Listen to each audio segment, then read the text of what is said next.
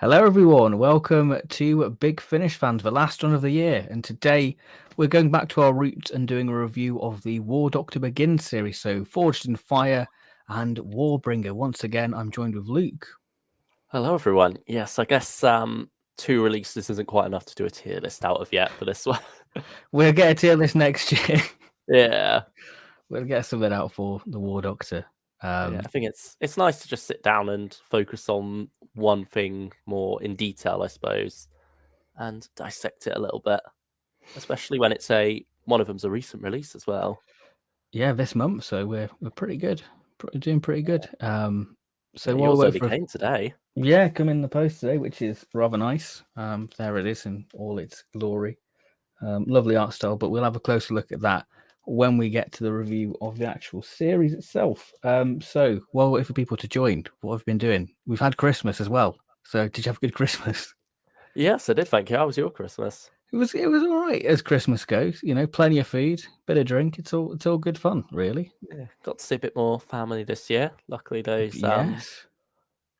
regulations haven't quite come in yet. Don't know quite what's going on there, Enjoy it but while it lasts. yeah, so The shadows looming of lockdown or whatever. But yeah, it's weird, isn't it? Because it's only been 8 days since we last streamed, but it feels like a lot longer because we're just in this weird period at the moment Yeah. where time seems to be going both very slowly and very quickly. Every day sort of blends into one, really. Oh, it really does. I think you get thrown off by having your Christmas dinner on a different day. You don't have the roast on the Sunday, and then from there, it all just goes up the creek, really. Yeah, sleeping pattern out the window, everything gone. What's the sleeping pattern? Exactly, sleeps with tortoises. Okay. But I have been diving into season 17 for a little bit. I don't think I've got much further than last time I spoke to you, though, because I also got Outnumbered, the TV series, a box set for Christmas. Oh, it links to one of the Christmas episodes. Yeah. With Claire Skinner and That Dr. Widow in the wardrobe. Yeah, Dr. Widow in the wardrobe, that's the one. I'm pretty sure there have been a couple of other connections as well in the show as well. What's that? Mrs. Wormwood's. Is it Samantha Bond? Is it? Yeah, she's in there as the sister. And Alex McQueen showed up now in the episode I recently watched. So I love that man. I think David Troughton comes in it a bit later than I've gotten to. So yeah, there's a couple of little connections.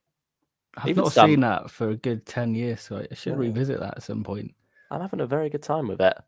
But yeah, that sort of distracts me from season 17, to be honest. Just Creature from the Pit or Outnumbered.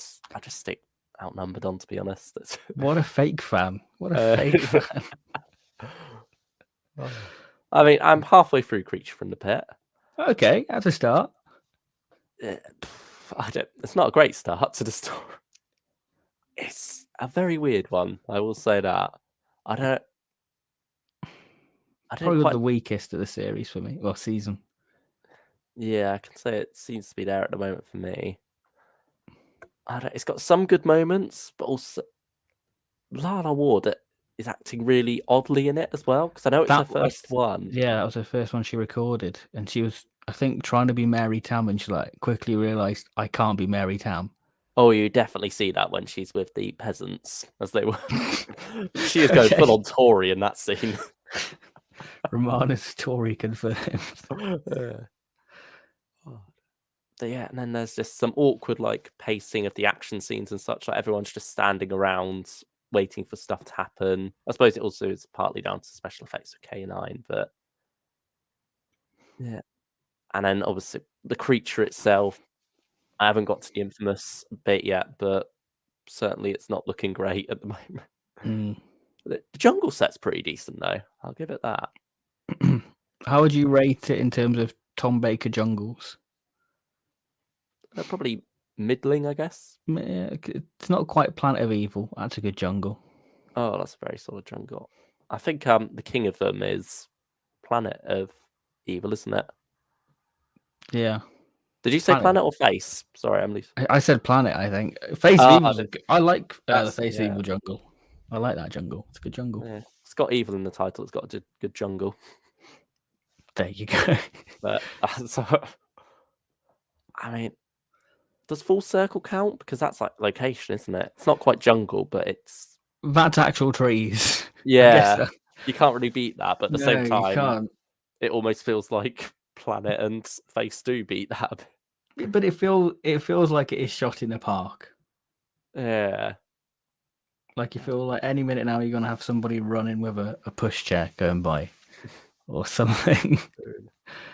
What other jungles does Tom have? I know he's got more than just those four. The Crino doesn't count as a jungle; it's a plant. Yeah. Maybe it is just those four. Maybe it's in terms of studio jungles, probably. Yeah. Is there one in season 16? You've got a wood in Pyramids of Mars, haven't you? Yeah. I suppose that's a real wood again. That's a real wood. Mask Mandragora, you've got that stuff. Yeah, Creature from the Pit itself feels very season 16 though. Okay, you can very much imagine some object there being the a key. Like maybe the egg or something, I don't know. But yeah, it does have that vibe to it. It's a weird one. Yeah. It's not one I particularly remember that much of, so I look forward to I go with an open mind to watch it eventually. Yeah. I've just done City of Death. That's all I've really touched in terms of stories on there.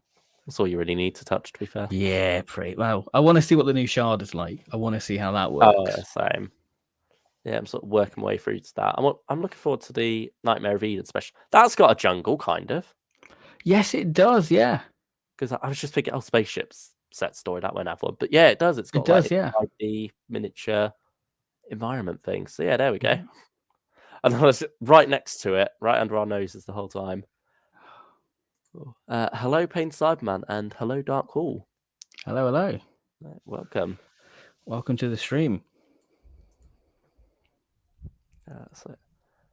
Well, did you get anything excited for Christmas then? I mean, you've already done your Christmas haul, haven't you? Yeah, I've done my little Christmas haul. I think everyone's been diving into season 17. I've been reading quite a few of the books actually. Been reading the Virgin New Adventures book about like the history of them, which has been quite a nice it's a nice coffee table book that is. With like the history and like talking about the authors and that. So it's a good book so far. Read a fair chunk of it.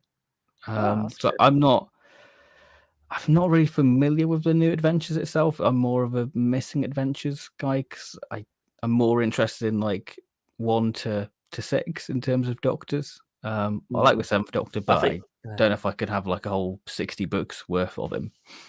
I think especially with what they do with him in those books. Yeah. But some darker directions with it. I think that's Big Finish does go dark with him sometimes, but I feel like in general now, we've sort of moved away from making the 7th Doctor as edgy as possible. Yeah, I think it's a case of like Tortured and Class that they have the ability to be adult, so they kind of push it until they find out what works, really. Yeah. Yeah, it's like a weird time for Doctor Who fans, wasn't it? Because a lot of those books did push things quite dark and quite adult for a children's show. And you could very much tell it's these people who grew up on a children's show thinking, oh, what if we could do this but make it in speech box cool, I suppose, is what they're trying to do. Yeah. And it does it. It very much feels like a nerd trying to be cool. It's the nice way for it. Especially the first one by John Peel.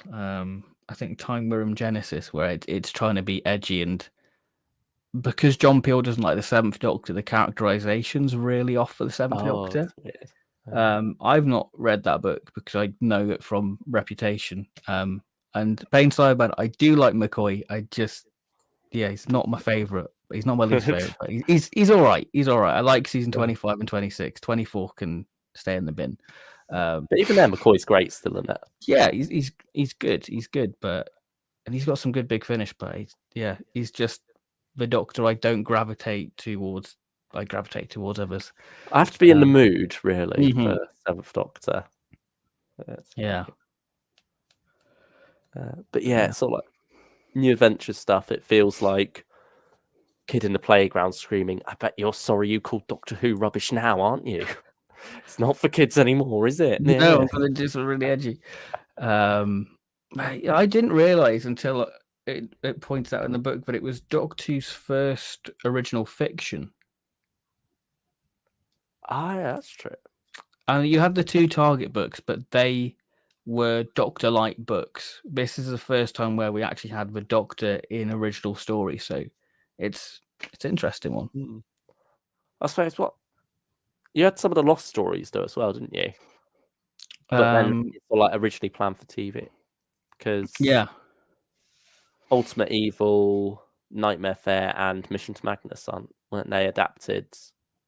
Yeah, they were adapted into the Target book. Yeah, they were in the Target range. They were. Yeah, but then it's like adaptations of TV stories that never were in a way.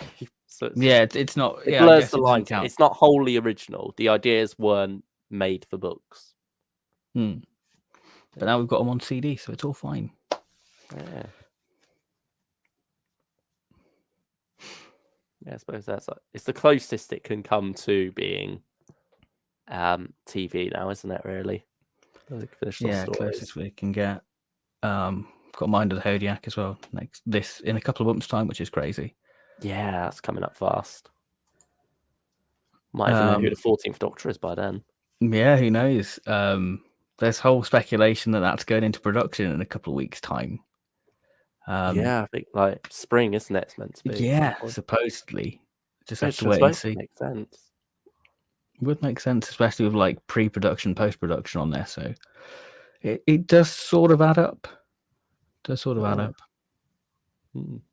Hello, stylish one. Glad you could join. Hello. Other than that, I've been rearranging the figure shelves, which it's been quite time consuming. Actually, I forgot how time consuming it is putting dollies on a shelf. So one falls down and suddenly you've got a whole 10 to pick back up again. The Capaldi, the Missy figures, I tell you what, I wish I could put some of them in the bin. They just cannot stand up for the life of them. And they like to fall over, those figures. So can't you just like pull her legs off and then have her stand as the You're a bit brutal. Not as brutal as her. I mean, true. Say something nice. You're just gonna yank her legs off. But sorry, I'm sure she's watching. Yeah. So yeah, figure collection will be out tomorrow. That'll be the last video of the year from me. Well, it's the last day of the year, so that'll be coming out. Good one to end it on. Yeah, good one to end. Well, this is the last stream we're doing. We've done a lot this year of streams, haven't we? Yeah, I think you worked it out to be about 26, didn't you? I'll get it up. We have done 19 Big Finish fans and 26 live streams. So is that including the ones you've done on your own as well? Yeah, that's including the ones I've done as well. So I think I've only done 2 without you. Well, 2 or 3 actually. You sound so defensive at the moment. Do I? It's your channel. You're allowed to do them. I was like, oh no, I've got to defend my actions of not having Luke around. You replaced me with James on one of them. I know, Dolly That's talk. the real offense. Shock horror. But no, it's all good. It's all good. I mean, you nearly lost your place when it was Cold Vengeance, but he's still here. Yeah. You're waiting for James to listen to that one so you can see whether he agrees with me or you on that. He agrees with me. I've got it in black and white. He just doesn't know it yet. He does know. Speaking of shelves, I got a case to put all my vinyls in.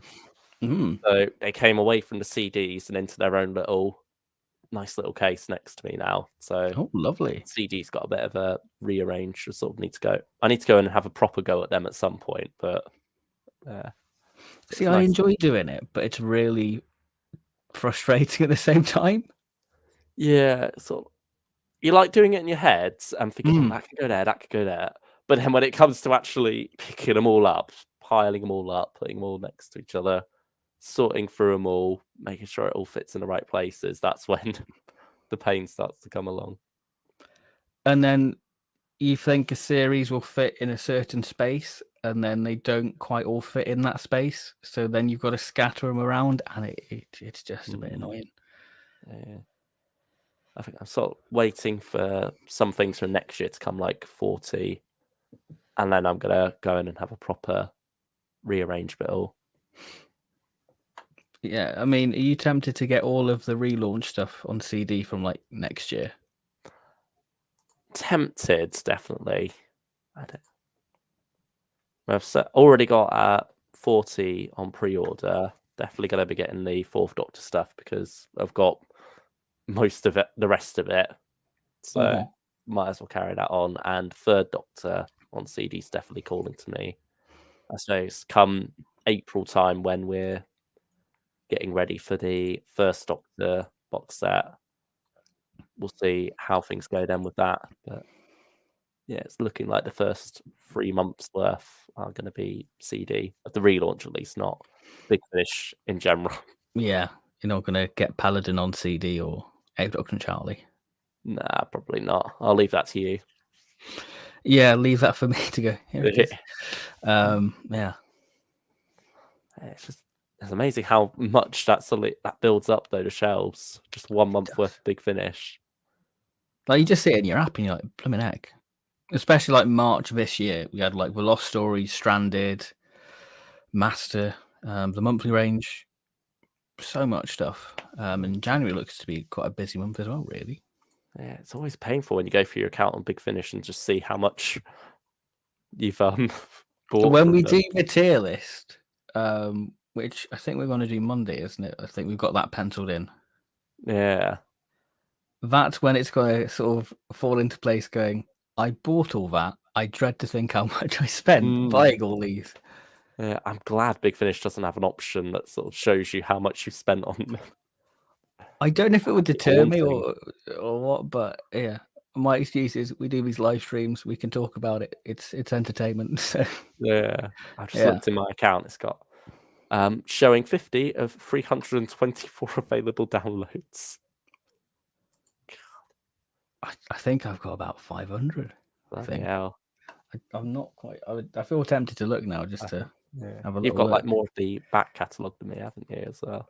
Yeah, you're more of a. I say recent, but you sort of get it year by year, don't you? Really, you don't tend to go, "Oh, that's a throwback. I'll buy that." Yeah, I mean, it's been about 7 years though, so yeah, recent is in perspective. 2014 onwards, I'd say, maybe. Yeah, it's about the same for me. I've got series 500. Oh, go on. I was just saying series 3 of the Fourth Doctor Adventures where I started, and then Fifth Doctor box set was that same year. In my Big Finish account, I have 564. Oh gosh! But that doesn't include like stuff I bought off eBay or Amazon. So God knows how many I've actually got. I mean, to make you feel slightly better, that does include the free downloads. Yeah. I don't think I've got many of those actually. But I was trying to make you feel better here. Yeah, maybe not. Shall we have a quick look in the chat before we do a bit of news? Yeah. I think also quite a bit of £1 sales haven't. The £1 sales were an absolute joy. Yeah, so I feel a bit better about them there. Yeah, like let's see what the chat 99p. has to say. Ben Miller, I would like to see Rose Tyler involved in Series 2 of Ninth Doctor Adventures. Wouldn't we all? We'd love Billy to return to get that authentic 2005 feel. Hoping Matt Smith does Big Finish. Absolutely. Yeah. Dark Cool. Jonathan Carley is spot on as the War Doctor. I mean, spoilers for where we're about to go in this review, but I agree. He's very good. I'd love to hear the Ninth Doctor and River song together. Also, what does the Ninth Doctor do after he regenerates from the War Doctor? I wonder if I think fill that in. I think River and Nine are definitely going to happen at some point.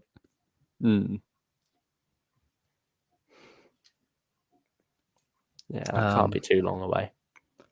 I think we've got a couple of Ninth Doctor short trips what are in between. Well, the whole Ninth Doctor Big Finish catalogue's literally after he regenerates, really. I mean, every Ninth Doctor story Yeah, is pretty technically after he much. regenerates. Yeah, all right, little Miss If we're gonna- Pedantic. All right, okay. But yeah, I think they've said it's sort of more in the middle of his life at this point. Their full cast stuff. Like, so he's a bit distant from the Time War now, but obviously we don't see that properly start to heal until the TV series with Rose.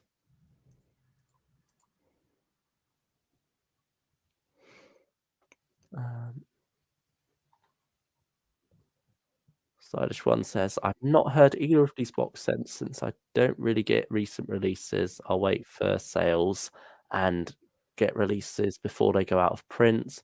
But Volume 3 looks great and right up my street. Yeah, Volume 3 looks quite intriguing. I will say I'm not a fan of the painted covers. I much prefer the John Hurt box set covers. I prefer the painted covers, to be honest. It's nice having something a little different. It stands out, doesn't it? And it makes that era, the War Doctor, have a very different feel in terms of like an era, doesn't it? And it almost has like a tapestry feel to it, I think, those covers. Yeah, I think it's also down to logistics wise. They can't use John Hurt's face or something quite like that, isn't it? Yeah, because I watched, I think, an Ashton's video where they did like the retro alien figures and they couldn't use John Hurt's face at all on like the packaging. So I think there's, especially like young John Hurt, they can't use. So yeah, it's a good way of getting around it, really. Yeah, that's very true. So I suppose the older War Doctor stuff, that's covered by the fact that these are publicity images from Day of the Doctor and such. But yeah, in terms of retrofitting a young John Hurt face onto it, you sort of need permission from all those different things for those pictures themselves as well, don't you? And it all just gets quite complicated. So I think they found a nice way around it with this style. It's that thing of creativity shining through in tougher circumstances, more limiting circumstances, isn't it? Yeah, definitely. I think they mention it quite a bit on like the season 17 box set about that the more, less budget you have, the more creative you become. So I guess that sort of ties into that in a certain aspect, really. The more push you are, the less stuff you have at your disposal, the more creative you get with what's left. Yeah, and they've certainly got quite creative with some of these. I do feel like there's diminishing returns, though. I feel like at the moment we're on a trend where we started really strong, and each cover's getting slightly less amazing. I think I like the simplicity of number 1. Whereas box set 2 and 3, especially box set 3, I'm like, what? There's a lighthouse, there's Ken Bones, and it's very Tamazin. messy. I'm like, okay. They don't really give you a sense of this is some War Doctor stories. It just looks like the War Doctor goes to the seaside. Yeah. I'm not sure quite where to look on that cover either. It's quite bright, isn't it? It's very bright. Very oddly positioned as well. Like, you got all those Daleks randomly like on the right, and it's sort of a bit side heavy, I guess. I don't know how to describe it, but yeah, it's a weird one.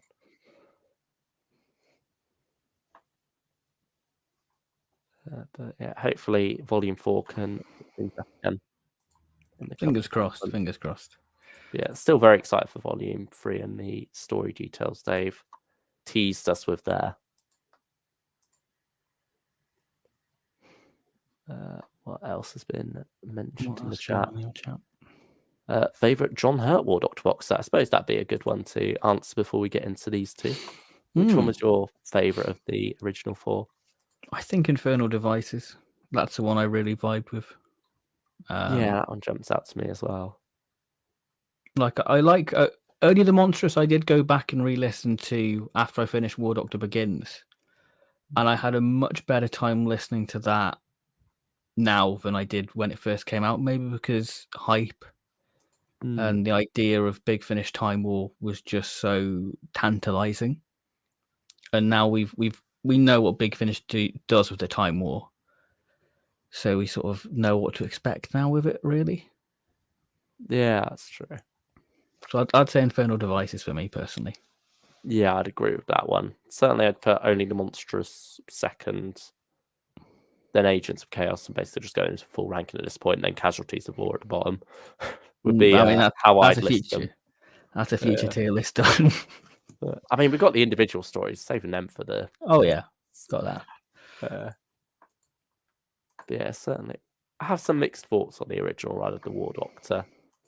It certainly did feel like it didn't have much going for it towards the end, although that wouldn't have been the end had John Hurt not passed, sadly. But yeah.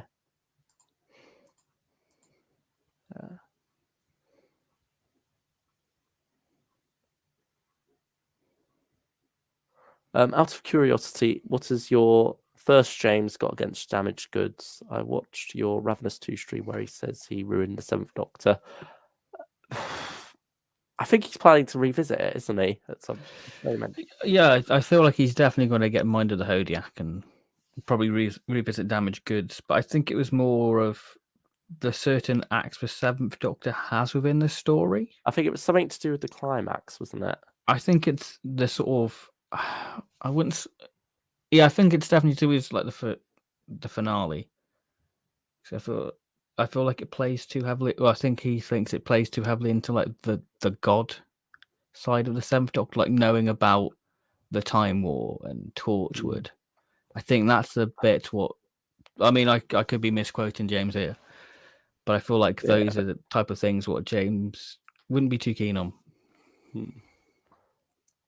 Yeah, I mean, not to put words in his mouth with that, but wait, I think does it? Yeah, he does actually hear about torture, doesn't he? The 7th Doctor. There's mention of it in there. Yeah, but I think I can understand him. What's it called? Forgetting that over time, the Doctor. Yeah. But yeah, I think. I mean, even the Ravenous 2 stream, that was quite a while ago now, wasn't it? 3 years ago? Yeah, 2 or 3. Yeah, definitely that. Yeah, so James's thoughts may have changed since then. I think he's got into a Big Finish a lot more since then as well. No, this year James has got into a lot of Big Finish, so yeah. Yeah, I mean, check out his Twitter and you'll see a whole thread of Big Finish reviews. They're definitely worth going through and giving a read sometime. A whole year's worth as well. So. Yeah, I think he put out on Twitter saying how many he'd got this year as well. Like he'd looked through, totaled it up, and I mean, he's probably there was a point where he was spending more than us, wasn't he? Oh yeah, come summertime, he was buying more Big Finish than us combined. Yeah, but I think he slowed down a bit towards the end, so we've caught up again probably.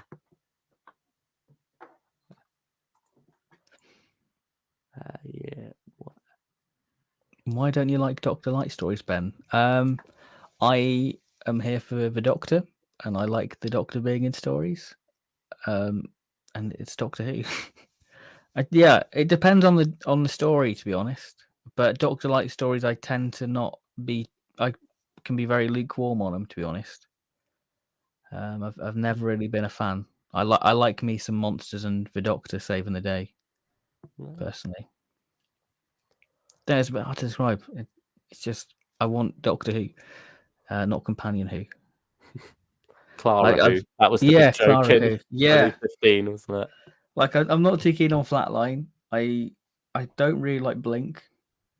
Yeah, just maybe because that's like Reputation, but yeah, I'm not too keen. Love and Monsters. Like I don't have saying that it's not a good track record really. Doctor Light stories. They've sort of gone away from them recently, haven't they? I suppose as the schedule's been cut down a bit, we get less stories per year and not a whole series every year. The need for Doctor Light stories seems to be a bit less. Yeah, which is when was the last Doctor Light episode? Was it? Would it be a Jodie one? No, I don't think Jodie's ever had really a Dr. Light one. I feel like Chibnall's very big on the Doctor, isn't he? Which Like, is he'll always nice. have the Doctor. I think it's always too nice. It's at the expense of companions. Often, but yeah, I'm trying. Did Capaldi ever really have one? I mean, Flatline kind of, but I even mean, then, he's Live still the got pretty Land is like very Bill centric, isn't it? But even then, it's not necessarily Dr. Light. Not Dr. Light. Live the Land, that's still got the Doctor in it for a bit. Yeah. I'd say it depends what you see as Dr. Light, though, because is it the ones where it's more of the Doctor cameoing, like Love and Monsters and Blink, or is it just one where the Doctor's not quite the central focus? Next, I don't think Series 5 had one, did it? No, not really. No, I suppose not. I suppose they had these specials there, though, so there was like that gap before, so that the focus could be more put on that. I mean, yeah, 11th Doctor era more went for companion lights, didn't it? Oh, yeah, and there's another Dr. Carol. Light story I don't like, actually. Oh, what's that? The Girl Who Waited. Yeah, I guess that's probably... It's more of an Amy story, isn't it? Amy and Rory. Yeah. I suppose that's the closest the 11th Doctor came to one. But yeah, so then he got the Lodger all to himself. The Lodger mostly all to himself, but I was more thinking of the Cyberman one. What's that called? Closing Time? Yeah, there you go. That was full on Dr. Light. Like, he got rid of Amy and Rory by that point. Yeah, got rid of it. And then the Doctor with the Wardrobe had Christmas dinner, and next time they were divorced. Blimey. Yeah. It was a weird time. It was a strange time looking back on it. Yeah, Stylish Runner said, Nick Briggs has admitted that it's strange, that people keep saying they want more novel adaptations that they don't sell well. I personally think it's down to the books they chose to adapt. I think probably a mixture of both. I don't know. I wonder whether it's all 7th Doctor stuff that's not selling well when it comes to those books. Because I think Theatre of War, bit of a random choice. Highest Science, random choice.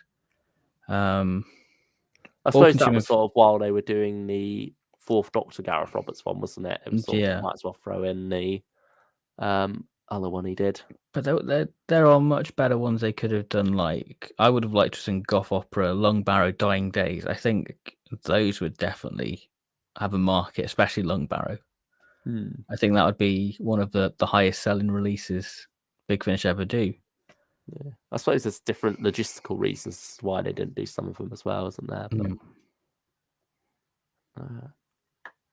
But I could see. Yeah, I was surprised in 2019, wasn't it, when we got the Lost Stories back for what looked like it might have been a one-off, but then obviously it's carrying on now and looks like it's a continuing range. I was curious as to whether they do the same with like 2 one-off novel adaptations.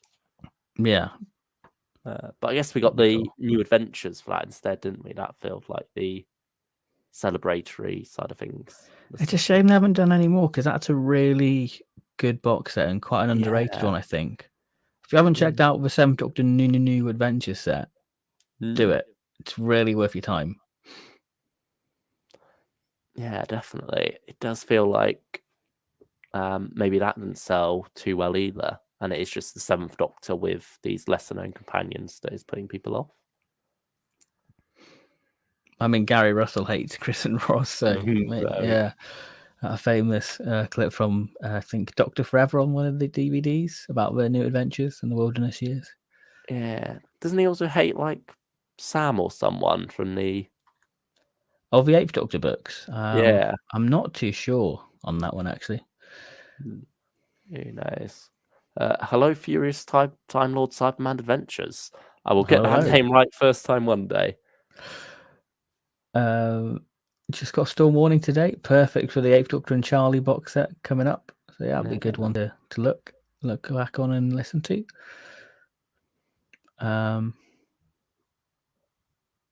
Which cover do you prefer, 7th Doctor New Adventures or New Adventures of 8th Doctor and Lucy? I'd say 7th Doctor for me.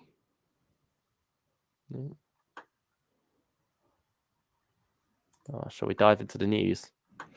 Yeah, we can dive into the news, shall we? Because we've got a little bit of news, actually. It's like Big Finish will like... We know they're doing a stream today, so we should do some news for them to talk about. Yeah. Granted, it's only 2 free bits if you want to include the short trip release. Yeah, I mean, it's 2 big bits today, isn't it, really? Yeah, 2 big bits today. We've had the release of the free short trip. The short trip Paul Spragg Memorial Competition winner. I've not listened to it yet. You've not listened to it yet, so we can't really talk about it. But it's there. It's free, so check it out. Yeah.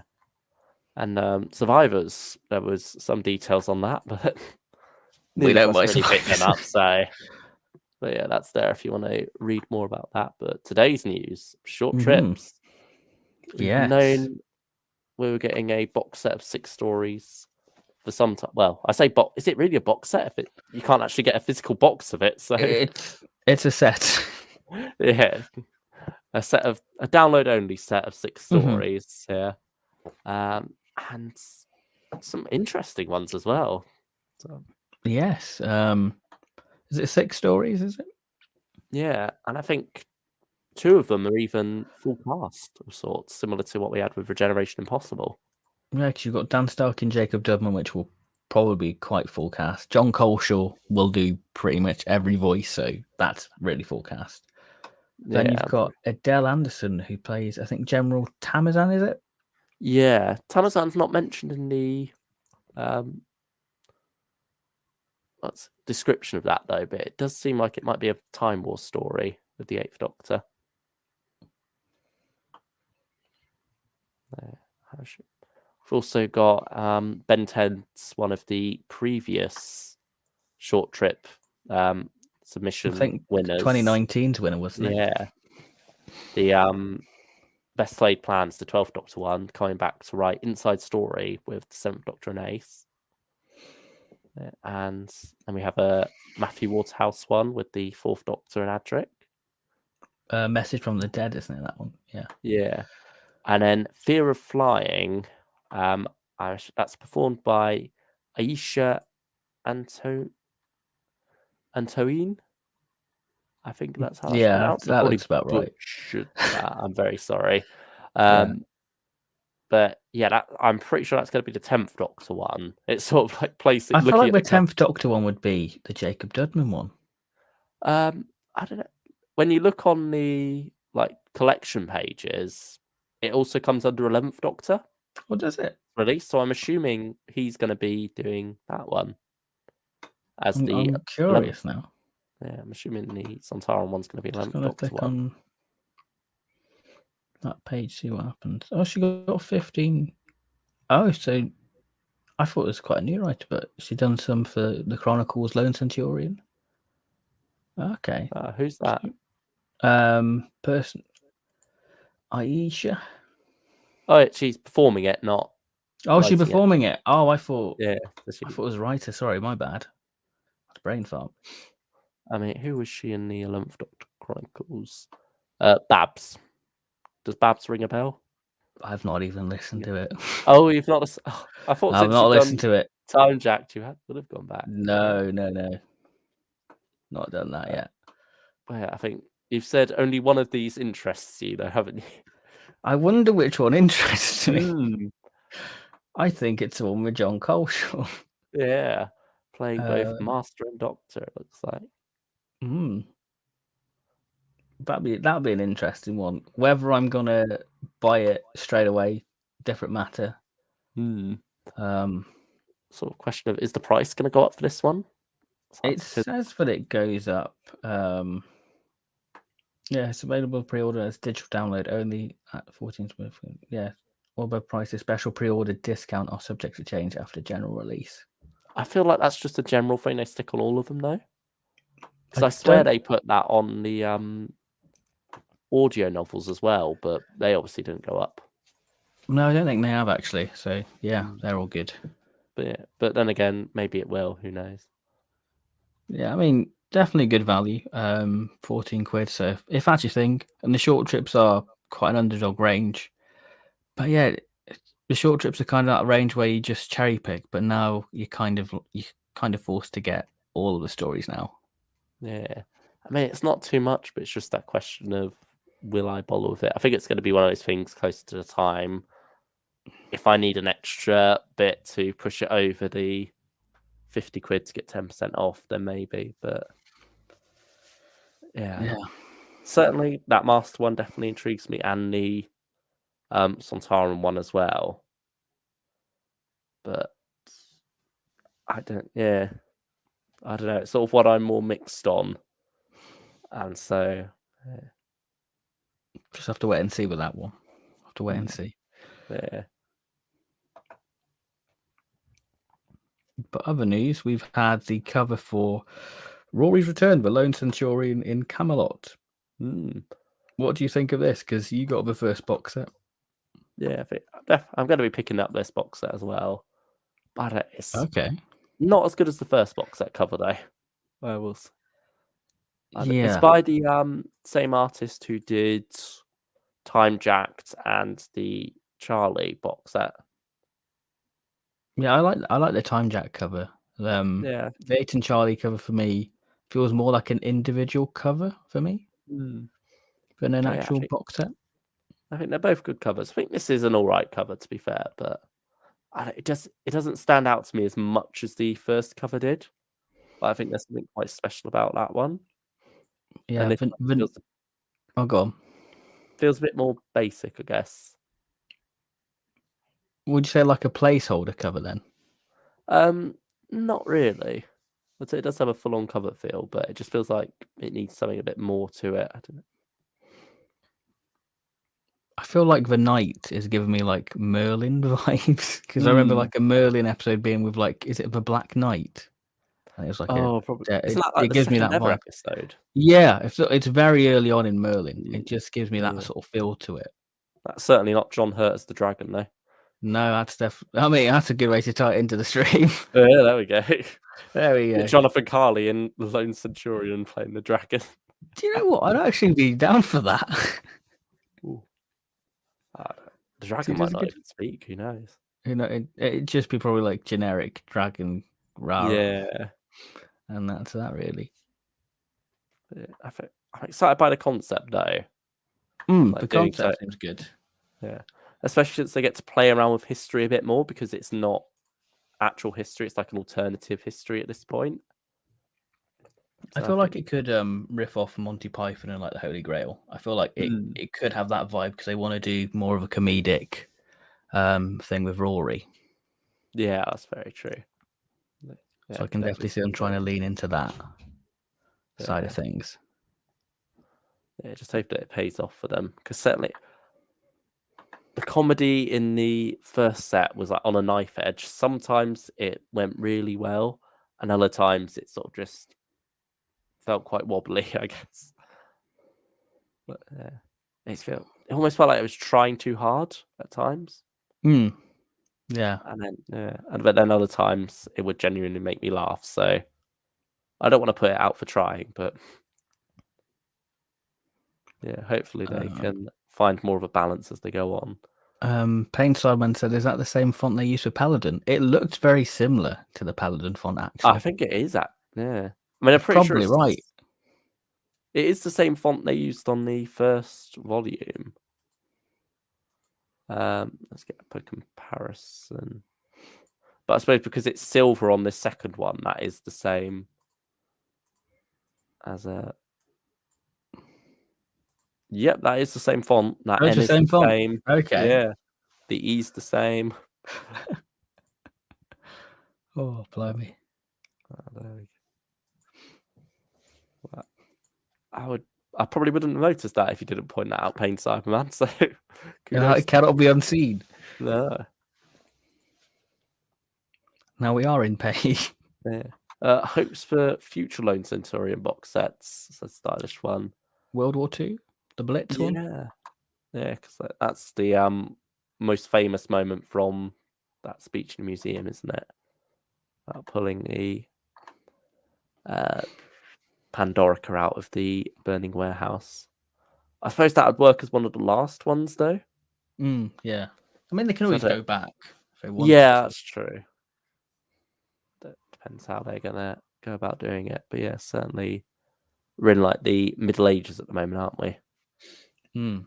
And I suppose there's a fair jump between Romans and this, isn't there? Really, Mm. the first box set. But yeah, I wonder how much more traveling around the world it'll do, or if it'll stick in England for a bit. I don't... Rory and the Crusades. I don't know. Yeah, you never know. Yeah, I think certainly there's more playing around they could do with history. That'd be quite exciting. Pain Simon, God, that's how you know you're deep in Doctor Who Big Finish rabbit hole. I need therapy. We all do. This is our group therapy session. Yeah. It's an addiction of sorts. So, hi, I'm Ben. I'm addicted to Big Finish. Yeah. So this is group therapy, I guess, for us all. Furious Time Lord Sideman Adventure said, "Did Rory fight monsters when he was a knight? I mean, it looks like he's fighting a dragon of sorts, so I suppose that counts." Pain Cyberman, better than meth. I can't comment on that, but I'm sure it is. Probably more expensive though. What, meth or Big Finish? Big Finish. Yeah, you're right there. Oh dear me. Will you do that video on the black and white TARDIS arc, Ben? I would love to. I would love to do that. I think going forward with Big Finish reviews and like trilogies, I think I'd probably do them as one video now instead of doing like 3 separate videos. So I definitely want to do the black and white TARDIS arc at some point. Maybe do it earlier. I don't know. It's just time. It's just because it's a big arc, and then you've got like the little cameos like in Robophobia. So yeah, that's a project I'd like to do. That'd be one thing I'd like to get done next year. Companion Chronicles as well. Yes, Project Nirvana, I think. So, yeah.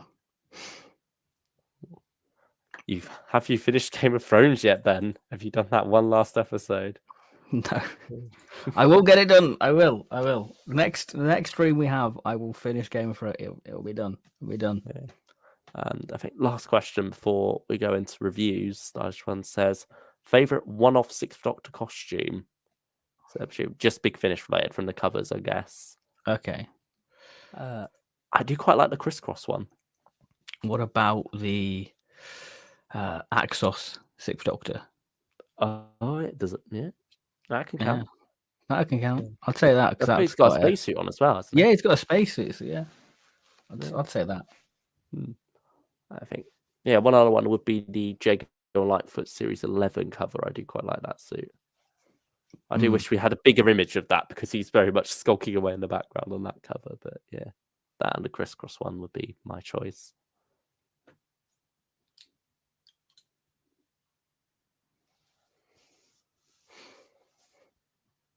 Should we move on to our review then? Yeah, let's dive in. So, do you want to do the intro? Since you normally do the intros for the tier list, so I thought I'd let you do the intro for the review. Thank you. Put you on the spot there, so enjoy. Yeah, I've got to prepare myself now. Yeah. But yeah, so War Doctor begins. How long ago has it been announced now? Can you remember when it was? I'm pretty sure it must have been last year, late. Sometime. It was. Maybe November. I want to say November, October, November. Yeah, and we had the news of Jonathan Carley taking over the role from late John Hurt. I mean, after he did 4 box sets for him, which wasn't really that long ago now, but in Big Finish terms, just because of how fast things change, license-wise, actors coming on board, Christopher Eccleston, for example, it feels like it's been a long time since we sadly lost John Hurt. So yeah, with this series now, they announced that they're going back to the start of the War Doctor, picking up right after Night of the Doctor and giving us a post-regeneration story. First time Big Finish has been able to do that. And something quite special that you sort of don't think about when it comes to Big Finish, because the TV show always covers those, really, don't they? Yeah. And so here we begin with that, and then carry on his journey as he becomes this warrior who has now abandoned the name of the Doctor. And we get to journey with him as he finds out exactly who he is in this universe that is tearing itself apart. And I think it's off to a good start, it seems, with these 2 box sets. I think it's been going down quite well. It's one of the casting choices that I think has met with the least resistance. Maybe Oh, because I people would disagree actually. Oh, really? I So suppose I it's remember, that thing of the recency, isn't it? With the recast. yeah, and I think because John Hurt is such a prolific actor, isn't he? He's one of Britain's finest actors, Mm. and to know that they're recasting such a legacy, you think they are some big shoes to fill. Yeah. Whoever's going to take on that mantle of being John Hurt. So there was a lot of opposition, and they released a little clip as well, didn't they, from Light the Flame? Yeah, I think that was right when they first announced it as well, wasn't it? Just to Yeah. sell people on it. And And Jonathan Carley had already done the voice before on YouTube, I believe, wasn't it? So like yeah, some fan productions and such. because he used to do, because I'm a big follower of it from his YouTube, because he did like a Sixth Doctor figure adventure back in 2010. That's how I first sort of discovered. He did like Series 5 reviews. But back when Series 9 was airing, he would do like the Zygon inversion speech with different doctors. And obviously they all blew up. He did a 3rd Doctor one, 10th Doctor one, and War Doctor one. And I think obviously they blew up, and I think Nick Briggs was aware of it. And I don't know how the idea came about, but he auditioned, he got the part, and then he had a workshop with Louise Jameson to sort of find the emotion and the character. Like the voice is there, but you've got to connect not only the voice but also the performance together to make it not seem like a pale imitation. And you I need an think, actor for this job, don't you? Not yeah, just and an he is. impressionist. And yeah, that's what he is now. I think that really is what helps lift this beyond just feeling like, as you say, a pale imitation. That really does give it much more gravity. And you just close your eyes. You're not thinking, oh, wow, this sounds like John Hurt. It does, but you're thinking, this is the War Doctor. This is what I'm listening to at the moment. I think that really does help it a lot. It's not that he is that he sounds like John Hurt and he can act. Oh, wow, that's a bonus. It's he can act and he sounds like John Hurt, which is a bonus. I think the second set, you definitely get more of that emotional range, especially when you get him with Case in the final story. I was like, right, that's some punchy performance there. Yeah, that's it. Some stuff in the middle as well. That really does come across. But I think, was it John Dorney who described it as like, think of it as Alec Guinness and Ewan McGregor? Yeah, I think that's the way they've gone with it. And I think that's a good way of describing it, to be honest, how that works. Yeah, especially with it's like that distinction, isn't it, between the older character and then the younger character, I think has helped ease him in a lot more to the role, and also ease people in along with it to accept more of an acceptance, isn't it? Yeah, and obviously he's young and his voice will get more gravelly with age, so we can progress into more older War Doctor stories. So there's a bonus, really. There's a lot of life in this range, I feel. And I mean, to be fair, John Hurt himself has always had quite a gravelly voice. Like, I don't think it's really changed that much as he's got older. It's a very distinct voice, so I can see why it's quite easy to imitate. But hard to act. Yeah. And so, yeah, definitely. One of the things that I never doubted about this range was Jonathan Carley's ability to really carry this after that first clip. And he does a great job as the leading man throughout these 2 first box sets. Yeah, because I was going to say, with like the recast stuff, it normally takes you like half an episode or a part of a story to like get into the story and get into the recast. But I had no problem at all. I was like, that's the War Doctor. I instantly was like, yeah, this is right after Night of the Doctor. Yeah, Jonathan Carley, probably, would you say best recast? certainly got to definitely be up up there, there. hasn't he? Yeah. Like, I mean, Ben's another good one from Yeah. the early adventures. That's one where you're instantly like, yes, that sounds like him. I suppose with this being the Time War, though, and this being the leading role of the Doctor, he gets pushed a bit more in terms of what he has to give in a performance. Hmm. Yeah. But yeah, certainly, it's got to be up there, hasn't it? There's been a lot of good casts. Definitely in the top 3. Yeah, and certainly the one that was one of the easiest to like picture the voice to the face. Like when you're listening, sometimes when it's the first time with a recast, you're a bit thrown off every time they speak, and like you can't quite imagine them right. But no, it didn't have to with this at all.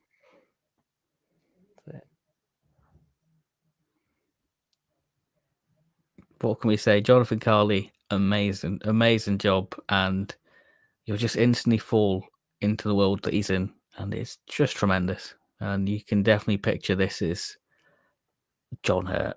Really, really good stuff by him. Yeah, he does a fantastic job throughout these. And yeah, so we got the first box set, Forged in Fire. Sorry, I always confuse Forged in Fire and Light the Flame. I think this hasn't been the first time I've done that. But yeah, so Forged in Fire is 3 separate stories. Light the Flame by Matt Fitton is like the post-regeneration story as he gets used to who he is, back on Khan straight after Night of the Doctor. And we explore a bit more of Khan and Khan as a planet. Yeah, its relationship with Gallifrey and so on. Then Lionhearts by Lou Morgan bring us back the Farrells from season 18, Warrior's Gate. And finally, the set ends with the Shadow Squad as the War Doctor finally comes head to head with the Daleks. But then, quite an unconventional story in a way. The way it's told. Different type of Daleks as well. I like the voices in there. And then Warbringer Volume 2 gives us something slightly different, where it's all one long story instead, but not quite told in the conventional order of things. So. And it's quite satisfying as you listen to it. You're like, oh, that makes sense. I know where we're going now. It's good. It's a good one. But before we dive into our thoughts on the story, should we actually look at the CDs? Let's go for it. Oh, we've gone fancy for this one because it's the last stream of the year. We put out all the stops. So here's how the War Doctor Begins range is presented. If you're watching this, then this means it's working, which is fantastic. So Luke, well done for the idea of us trying to incorporate the presentation for the CDs in our review. So yes, this is the War Doctor Begins presentation. So here we have Forged in Fire. So I love this artwork for this series. I love the sort of oil painting, and it creates like a nice mosaic when you put them all together, really. Yeah, it's a great way of them getting to use John Hurt's likeness, because I feel like Big Finish don't have the rights to use John Hurt's sort of actual photos, so they've got around it with this sort of painting, which works very well. So we've got a lovely Farrell, the War Doctor himself, some Daleks, and if we move to the second volume, Warbringer, again, lovely sort of painting. We've sort of got maybe the Harvester Dalek ship there, the Daleks, the War Doctor, and Case, which is very cool. The side of the release is there, so you get to see what it looks like. And if we put them next to the other War Doctor series, that's how it all looks. Sadly, it doesn't sort of in line, but I definitely do love the new stylish spines what are within this series. And if we take a look at the back there, we have the bio on the releases, so do feel free to pause if you want to have a little read on what the series is about. So that is the presentation for the War Doctor Begins. So back to the live stream for the review. There we go. Success, it worked. Huzzah! Technology did not fail us. Did not fail us. So that's how the CDs are presented. Yeah, should we dive into the first story then? Yeah, let's go for it. Light the Flame. I got it right that time. Yeah, you got it right. Yeah, there we go. I really like this story. I think that it's such an interesting way of doing a post-regeneration story, because it's such an unconventional regeneration. An unconventional incarnation in general, isn't it? Really? Yeah. So deserves that in many ways. because you instantly get the distance of that Doctor, how it's sort of is it second person? Is not some how he just sort of distanced himself from the other Doctors, but the other Doctors are scared of this new Doctor. Like, he can feel them in his head that they're all ashamed and turn their back on him. It's just really great writing by Matt Fitton within this one. Yeah, it's very much like a crisis of conscience, really, isn't it? Like, he hasn't even done anything yet, but he knows what he feels he has to do. Yeah, and it picks up right after Night of the Doctor. There's references to Cass, and like her having a funeral and such. It's literally where that ended. You go straight into Light the Flame, don't you? Very much so. So you could easily marathon Night of the Doctor and go straight into Light the Flame, and it will be very seamless. I think that's probably a good way to do it as well, because it's only 8 minutes. It's not like you're throwing on an extra whole story onto the start there. So, yeah, and then you get a lot more exploration of Khan in this one as well. Yeah, but it's some sort of like sentient. The planet's very sentient, which I think really plays into sort of the last half of the story, really, with one of the acolytes, isn't it? Yeah, sort of her connection to Khan itself, isn't it? And also Khan's connection to the Matrix. I love how they weave in Time Lord lore, because when you think about Brain of Morbius, that was before the Matrix was even a thing. Yeah. Like, they came along with that in Deadly Assassin, so it's nice how they take that, I suppose, Philip Hinchcliffe era lore and connect them up together, like Big Finish often do. Like, we have the Dalek universe, how that takes a lot of Terry Nation stuff and connects these different dots all around. I don't know why I'm moving my hands around for this, actually, when I say connect the dots. No one can see my hands. I'm invisible. But yeah. You are Khan.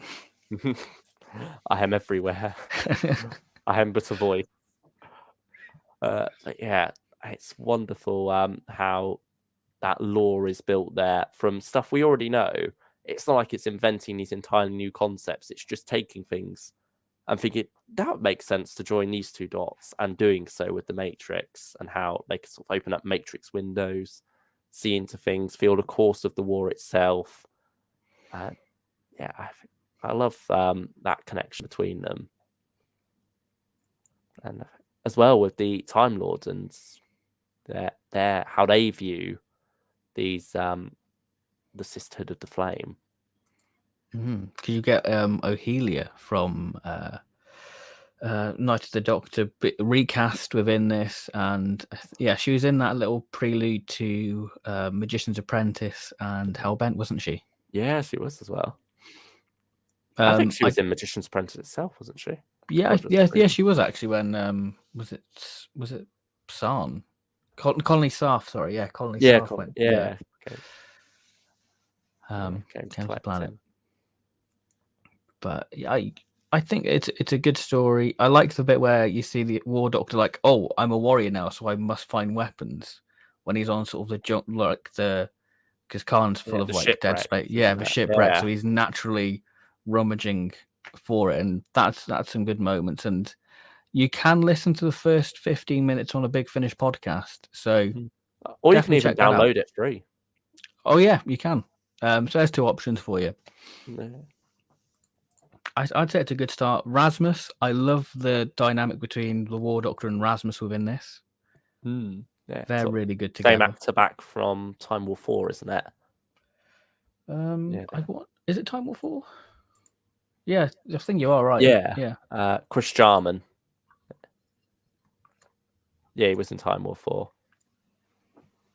And then I think is it Damien Lynch who plays him in? Yeah, Damien Lynch. Susan's War and some of the earlier Time War Ravenous, stuff. yeah. Ravenous. Just have a little look. Yeah, they're quite. It's nice to have that familiar face around for his regeneration, and also it's nice that he has a Time Lord who he gets on with a bit more. Yeah. Whereas he's a lot more confrontational with Adele Anderson as Tamazan. There we go.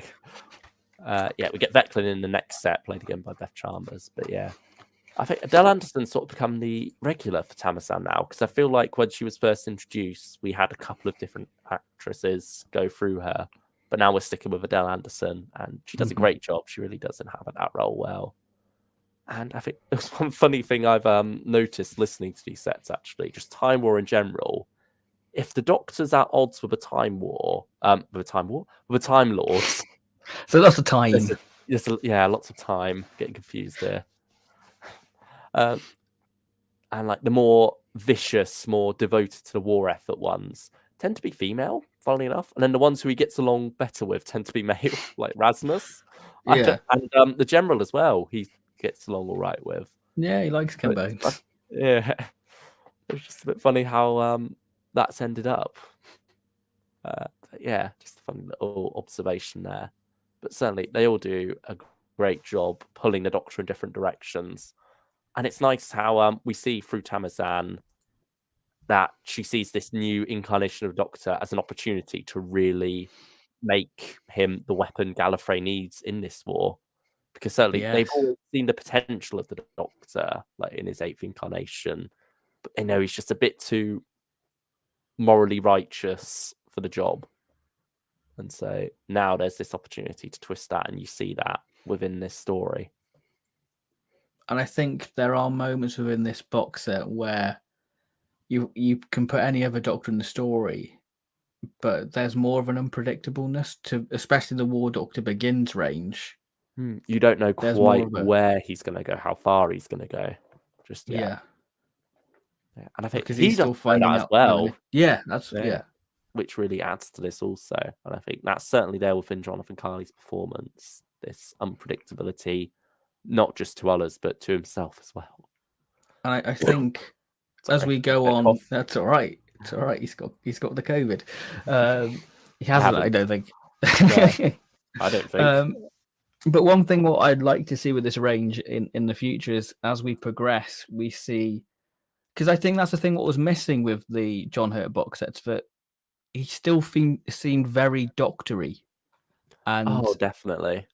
I think with these box sets, there are moments in stories, especially in Warbringer, where you're like, okay, that's the War Doctor, what we've envisioned in our head. And I want, as we progress, him to become more wary, more battered, just a bit more downtrodden. So when you get to The Innocent, you really can sense that weariness and that weight of battle on him. Because yeah, that's certainly something with the John Hurt War Doctor stuff. Like you often hear him talk about how he's no longer worthy of the title of Doctor and such, but he's still very much acting doctory, always trying to do the right thing no matter what. And so with that, you're sort of questioning, why is this the Doctor that the other Doctors after him try to forget and shun and shame? When you've got the 7th Doctor right there doing God knows what, unspeakable acts. And the 13th Doctor, actually. Look at her in flux. Now. Oh, dear. But yeah, like, with the 7th Doctor, you think, how is this all right? But somehow this is much worse than that. And now we're starting to see that a bit more. You even get a bit more of his manipulative side potentially in Warbringer, which is quite interesting to explore that. So, yeah, hopefully as we get further and further into this range, we see more of his limits pushed and just how far he will go in order to stop the Time War. I would say that the War Doctor Begins range is the best characterization of the War Doctor on Big Finish. Yeah, or maybe in general. I haven't read the Engines of War book, but I've read it. Very good book. Would you say that's the best in general then? It's hard to remember like the character, but I could picture John Hurt in it, so the characterization was there. Yeah. But there's only so far you could go in Day of the Doctor. Like, anniversary special, you've got to keep it light and fun. And it also is sort of about him stepping away from what he usually is, isn't it? Yeah. Yeah. And then eventually the truly heinous decision he makes in the end is undone anyway. So it doesn't really matter. I think it's not. Yeah.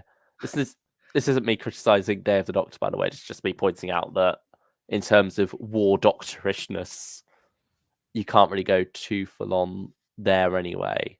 Whereas this is very much the War Doctor in the heart of the Time War. And we're finally getting to see the acts that make him who the other Doctors regret. It's more of a loose cannon, I think, Yeah, within this. yeah, you get that a lot. But yeah, back to Light the Flame itself. I think. Do you have any more comments to say on this one? I think it's ruddy good. I think it's a all right. I think it went on a bit for me. Oh, did it? Yeah, I feel like by the end I was sort of wanting to wrap it up. I feel like it's one of those things where the climax is similar to Doctor having a gun held to his head for about 10 minutes.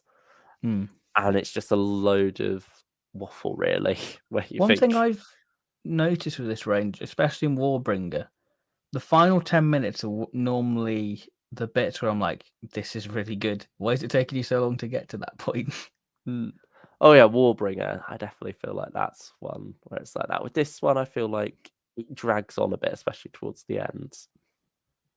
But other than that, I think I enjoyed this as a start to the War Doctor, and I think it's definitely a tour de force by Jonathan Carley kicking things off. I think it's a clever way of putting him into the role I because like, the uncertainty of that Doctor, and obviously he'd be uncertain about voicing it, so you can really get away with that sort of iffy characterization. Not that the characterization's iffy at all, because it's there on the page, and Jonathan Carley adds more because even by the third story, Shadow Squad, he's doing like little Tom Bakerisms, isn't he? Like little improv going, oh, can I add this bit? But yeah, it allows him to settle into that role. When you get to the second story, Lionheart, you're getting more of the War Doctor character, I guess. yeah. I think it's also nice with this one that they held off on the Daleks and give us some more Time Lord threat instead, I'd say. I mean, you say that, the Time War stuff barely has the Daleks in it, really. They're pretty Dalek-like. They're normally like the last story of a box set, really, the Daleks. They're not that heavily prominently in the series, in the range, really, I feel. No, not too much. I feel...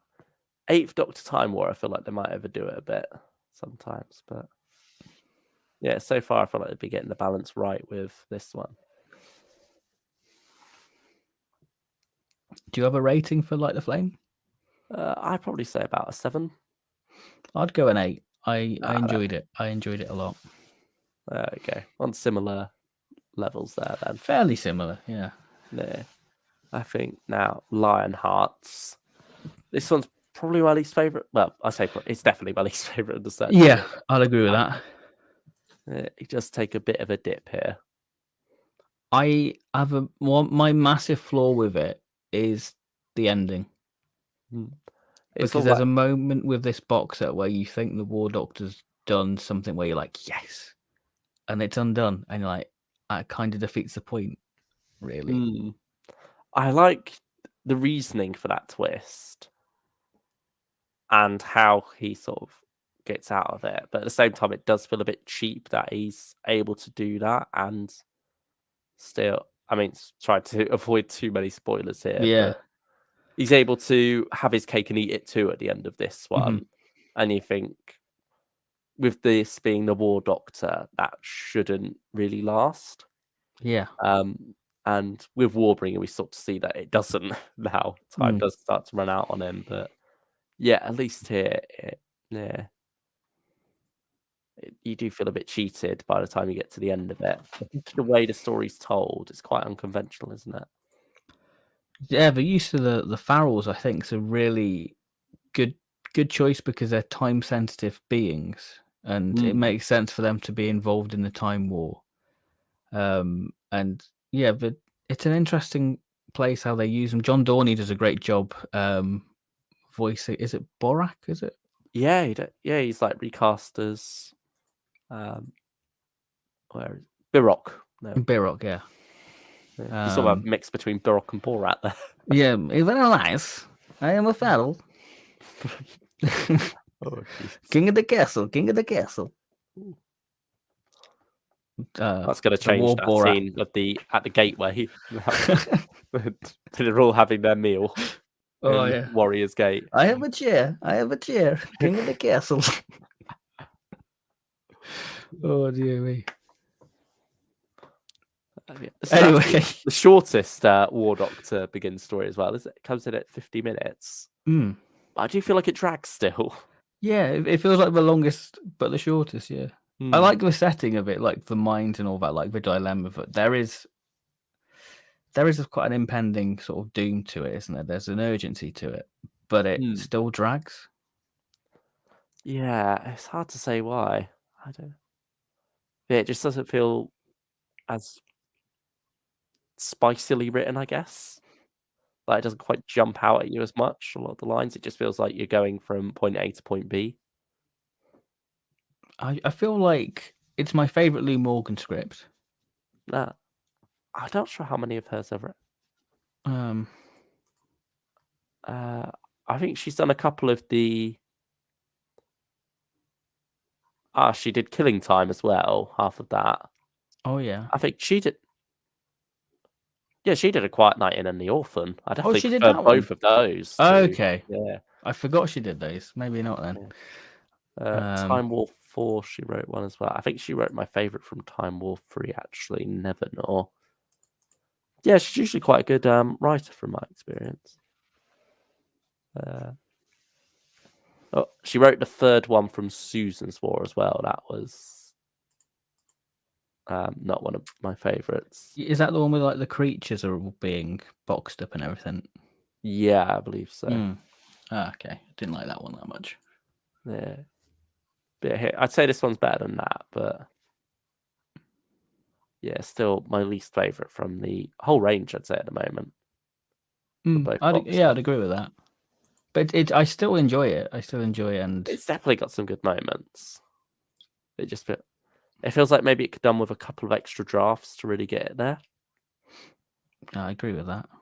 Yeah. I think this was the one that confused people the most as well, isn't it? I think I remember from the time. I can't really remember, to be honest. I mean, it's been 6 months. I can't remember. Well, yeah, I don't know. Strange. Yeah. I think that's got more of a timey-wimey ending in a way, but yeah, I'd say probably about maybe a 5 out of 10 overall for me. I'd go 7 for me. You're being more generous than I am with these sorts. I just think I enjoyed this new take on the War Doctor. I think that's what I enjoy about it.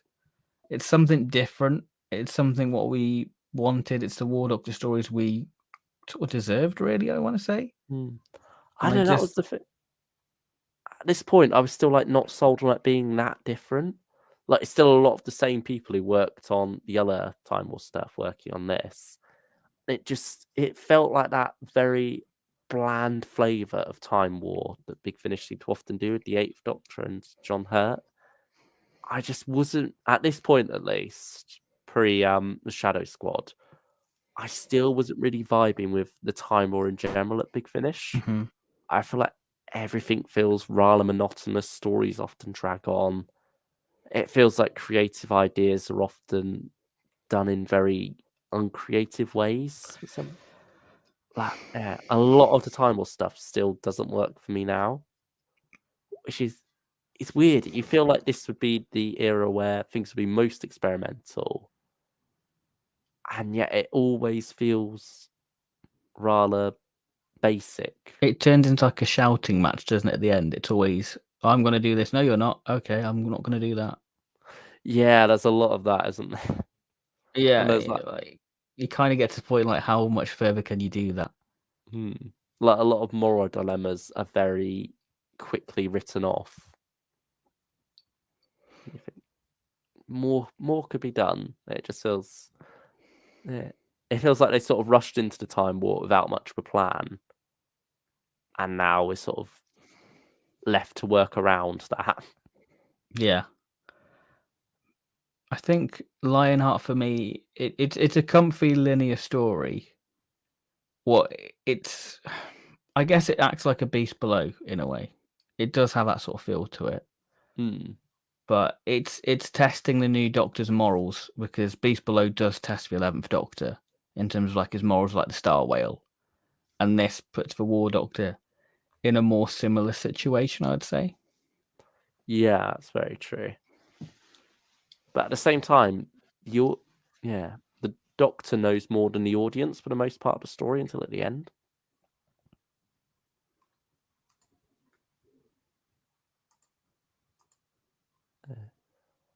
But yeah, I think Shadow Squad. Now we get into the good stuff because it took me a while to get through this set. Actually, It's good. I think you went through it fairly quick, didn't you? Really? Yeah, I was just found going- myself really enjoying it. I was going about a story a month, maybe. Took That me sounds well really into this. terrible. Oh, took me well into the summer to. I mean, as you could tell, I got through Warbringer a lot quicker because I mean, check our live streams back from like summertime and see the documentation of Luke listed to the box set. I'm pretty sure we did talk about it on there as well, didn't we? As we made our way, as I made my way through. But yeah, Andrew Smith. There's something about the way he writes that works for me, and this one definitely really clicked with me, and I had a good time with it. It's like classic Dalek fun. You could very much imagine this being shot in a quarry, similar to like Frontier in Space or some Genesis stuff. There's even like that scene where the underground Dalek base has got this lift shaft that comes up on the surface. You could very much imagine that being to Genesis, where you got the lift shaft there as well. One weird thing about this though is that I think doesn't the Doctor mention he's been tracking the Dalek time controller for about 4 months or something, isn't it? Yeah. Like it feels weird for the War Doctor Begins, and then in his third story of his first box set, he's already done a lot of beginning, so to speak. Yeah. Like he's already well into his incarnation now. That's one thing that sort of threw me off a bit with this. It's like, I mean, how long do you think the War Doctor can be beginning for? At what point are we at the War Doctor continues rather than the War Doctor begins? The further adventures of the War Doctor. Yeah. I don't know. I feel like we might get a new subheading after this 4, maybe. I don't know. I feel like they might keep it for a little while. Yeah, I don't know. It'd be interesting. Are we going to get a middle-aged War Doctor, or I don't know? Yeah. Who knows? But yeah, this story has a great idea behind it. It puts the time in Time War, I feel. Yeah, definitely. That it's very much the spy genre, isn't it, of the Time War as well? Yes. Because there's a moment within the story what doesn't quite make sense, but when it gets to it in the actual story, like, oh, that's how that links to that bit. Yeah, it's very cleverly pieced together like that, isn't it? The actual Shadow Squad is a really cool idea. Like, really interesting idea. Yeah, it really is. I think. Yeah. And again, it's sort of like an interesting moral dilemma along with it, isn't it? Yeah. Because it shows that not only are the Daleks evil, but also the Time Lords can just be as manipulative as them. You've got a new Dalek in there as well, which I think, like you said, but it's nice not having the Daleks straight away within this box set that you're building and building. So when you get Jonathan Carley facing the Daleks, it feels like he has arrived as the War Doctor now. And he absolutely nails it. Because he's a fan himself, Jonathan Carley, so he knows the weight of these moments. This is, the first documented time where the War Doctor meets the Daleks. Probably he's met them before, but in terms of us actually experiencing the story, this is quite a grand occasion. Yeah, I think that is one of the things that sort of threw me about this, was that while this is the first time we hear him meet the Daleks chronologically, he could have potentially met them before this. Mm-hmm. And so that feels a bit weird that we don't actually see the War Doctor's first proper encounter with a Dalek, potentially. I mean, maybe he hasn't up until this, but when you hear that he's been tracking for 4 months, like he's been around for quite a while, you'd assume he'd have run into a Dalek during the Time War at some point in that time. Yeah. But yeah, certainly he gets some great moments with the Daleks. Like there's the lift shaft scene where he says, "Have you had this job long, or did you mess up an invasion and get a demotion?" I think the line's something like that, which was actually improvised by Jonathan Carley himself. And I can imagine a couple of lines I remember hearing in the second box set were perhaps suggestions from him as well. But yeah, and then obviously you get some more meatier conversations when it comes to the Dalek time strategist and the new form of Dalek in there as well. Mostly that new form of Dalek, isn't it? You have quite a long conversation, really. And I like the idea that this Dalek didn't come about on purpose while being designed for this, but it was more of an accident, wasn't it? Yeah. And so it's like this happy accident that the Dalek's gonna take advantage of that. So it's nice when not everything is necessarily part of an evil master plan, but just happy coincidences even happen to the villains. And I can't wait for B&M to do a figure of it. Because that'll be an interesting toy, that Dalek. I suppose they can't quite. Well, I don't know. With character options likeness, they probably could get away with a young War Doctor. They could, actually. They could get away with it. I'll be down for that, actually. Yeah, get that alongside that Dalek. That'd be very cool. Yeah, and I think it's all like that whole boy's own adventure thing as well. Like it does feel Yeah. quite a Terry Nation story, especially the evil base in like this volcano setting, isn't it? They've got the lava around. That feels very very comic booky, I suppose. Yeah, it does. Super villain lair, and so that's a nice touch. I sort of imagine it's similar to Planet, but instead of the ice volcano, it's a normal volcano. I think there's a few lines that reference that, isn't it? Like the evil lair, like, oh, isn't it just like bog standard? Yeah, there might be actually. But it's a really good one. The highlight of the box set for me. Yeah, same. Just an absolute joy to listen to, and one of my favorite stories of the year, I'd say. Oh, really? I had a really good time with it. Indeed. I when we did our top 5 releases of like halfway through the year, I think this was like number 4 for me.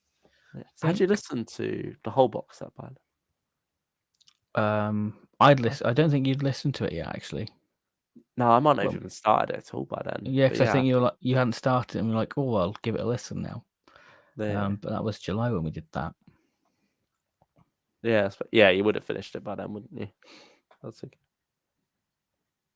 Yeah, that was a really good story. Really good story. So I'm gonna give that one a 9. I enjoyed that one a lot. I'm gonna give that one an 8. Oh, okay. We're a bit different on this one. That's quite interesting. Yeah. I think it's we still rank the set the same though. It's still Shadow Squad at the top, Light the Flame in the middle, and then Lionheart's at the bottom. It's just I'm a bit harsher on all of them than you are, I guess. But no, I feel like we might be a bit different now, actually, with Warbringer, because we've not spoke about Warbringer at all to each other, really. No, not really. I think I sent you one message when I was maybe halfway through or finished the first episode, and I think you also. I spoke to you about it when on the last live stream. I can't remember whether it was while we were live or just after, but I remember you'd started the set by then. You're about halfway through the first episode. And so I'd heard some of your thoughts, but not all of them. Yeah, we could surprise ourselves a bit now. Yeah, this is going to be interesting. Yeah. So what would be your overall ranking for from the Flames first then?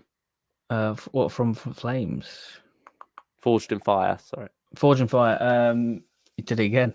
I made up a title that, so I said From the Flames. So From the Flames. That's the 4th box set there. So, Forged in Fire. There we go. I would say a very strong start to the box set, and definitely worth checking out. I really enjoyed it. I think it's definitely worth a look in. If I to rate the whole box set, maybe an 8. I think it's a solid box set. I'd say 7 for me. So again, we're sort of sticking to that thing of being one lower. But yeah, I'd say 7 is a fair rank for the first box set. Good time. Got a lot of great moments in there. A lot of potential you could see for the range itself. But it's just not quite living up to it just yet, other than that last story. I would say it's a must-buy, actually. For the sort of factor of the War Doctor himself beginning. It being the very beginning with the post-generation story. if you're a box set fan and you like to have everything on your shelf, but this is the start of a Doctor and this is where the Doctor ends, I think you need to get this box set simply for that reason. Really. Yeah, And it's Big Finish's take on a post-regeneration story, like you say. They've never done it before. History. Well, they've done Exile, which is the Unbound, but we don't speak of that. No. But as a TV Doctor, that is as part of the official canon, I suppose, and even that's a minefield of a way to go. But yeah, there we go. Canon, or what you make of it. Definitely worth checking out just for that reason, I'd say. And obviously, Shadow Squad, chef kiss. And Warbringer, the latest in the War Doctor Begins saga. Like you say, it's a one long story told across 3 episodes, but not in a conventional sense. I think episode 3 is episode 1. Episode 1 is episode 2, and then episode 3 is episode 2. More or less. Yeah, more or less. I feel like I confused myself. You begin the story in the middle, and then you have the conclusion, and then you finish it off like a flashback to how we got to where things started. Because for the character of Case, the cyborg character, she has her memory wiped, and so she starts off the first story. It's not much of a spoiler. This is literally how the set opens. She starts off not knowing who she is, what she's doing here. They've crashed on this strange world.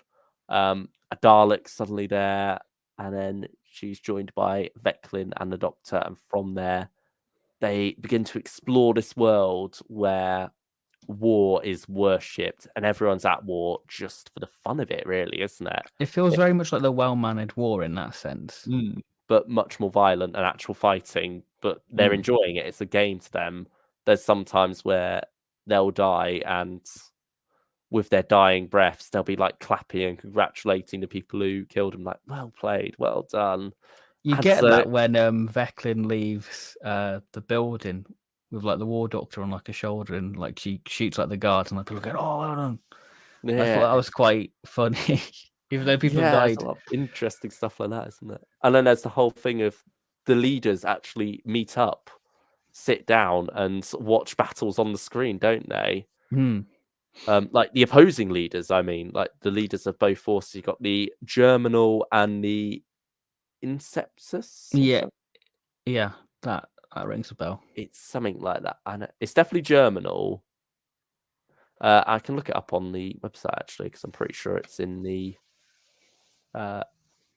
cast. The leader's name Incipient. Here we go. Incipient. There we go. Yeah, Incipients and the Germinals.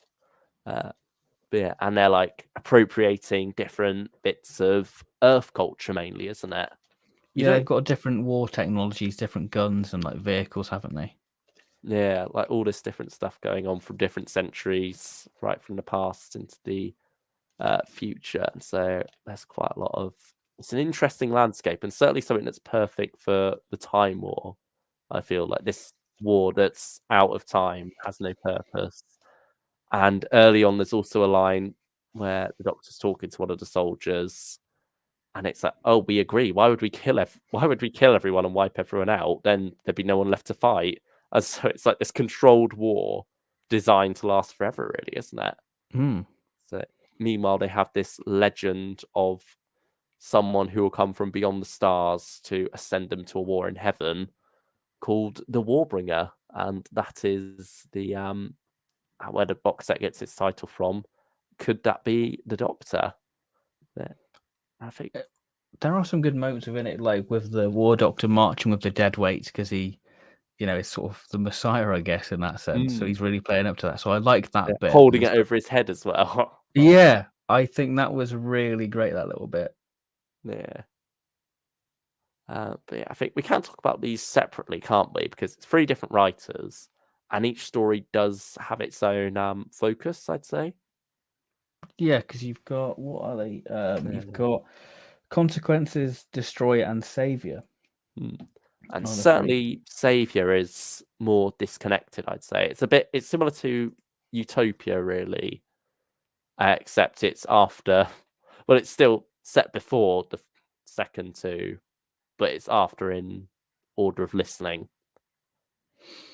But yeah, I think before we dive into the individual ones, what did you make of that as a structure? Do you think it justified itself, or do you think it's more just done as a gimmick?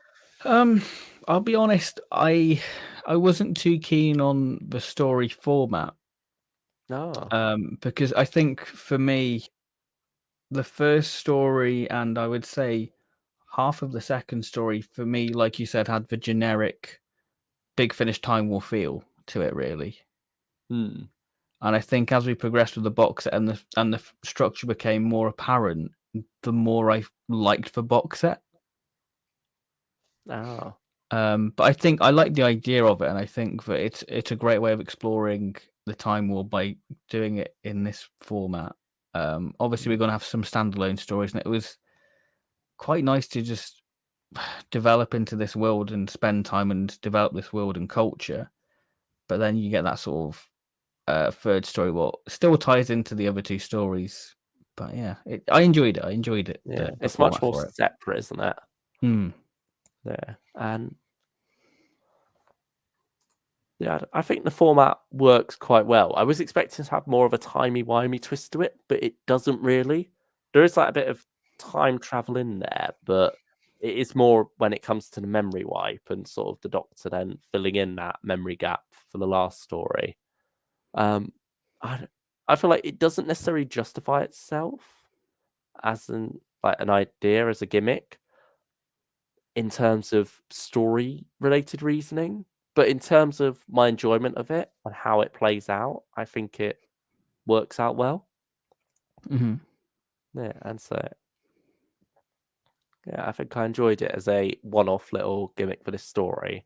I think I was expecting something more timey-wimey, as I say, but the way it ends up playing out instead, where it's much more straightforward, I suppose, than expected, I think works out. And I don't think you're lost with it at all.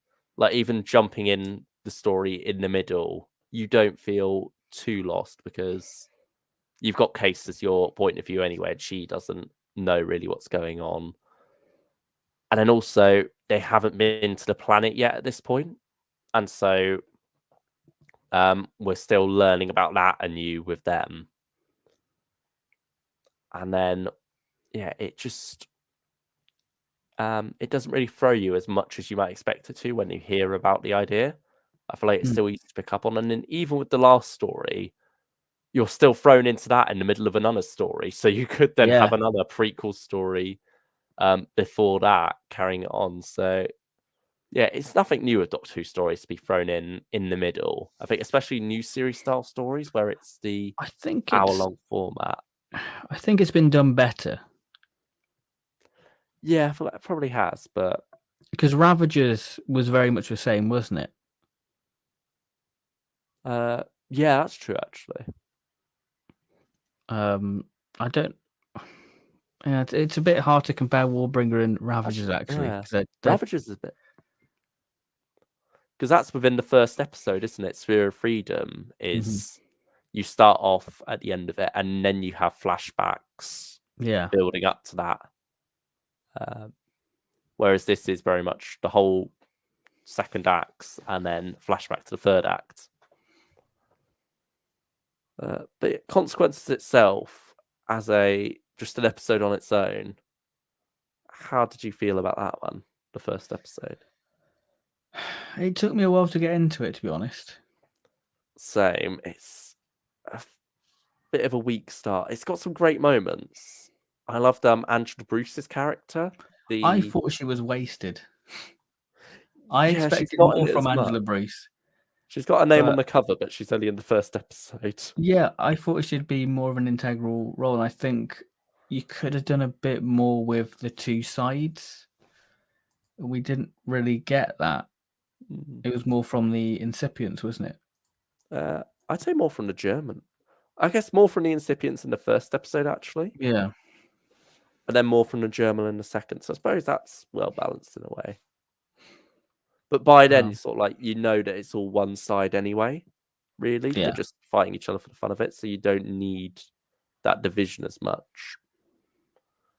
But yeah, I think Oya is like the deep south Yeah. woman she's playing, and that's oddly entertaining. I found myself really enjoying just the scenes of them eating soup and talking about guns and weapons. Wow, you've got like this it's very female heavy, isn't it? That You got this first part group is. of Veclin, Case, and I can't remember her name. Yansa. Yeah. All together, you got these three great female characters, all very different from each other as well. Especially Oya too, completely separate. And it's sort of like just this funny scene of them making their way to find the doctor, sitting around.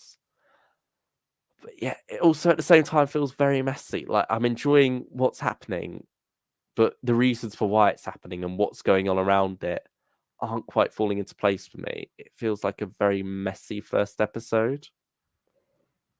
And like, Mm. yeah, it just doesn't quite know how to fill itself. It's got all these good ideas for world building, but they're not weaved well enough into the plot.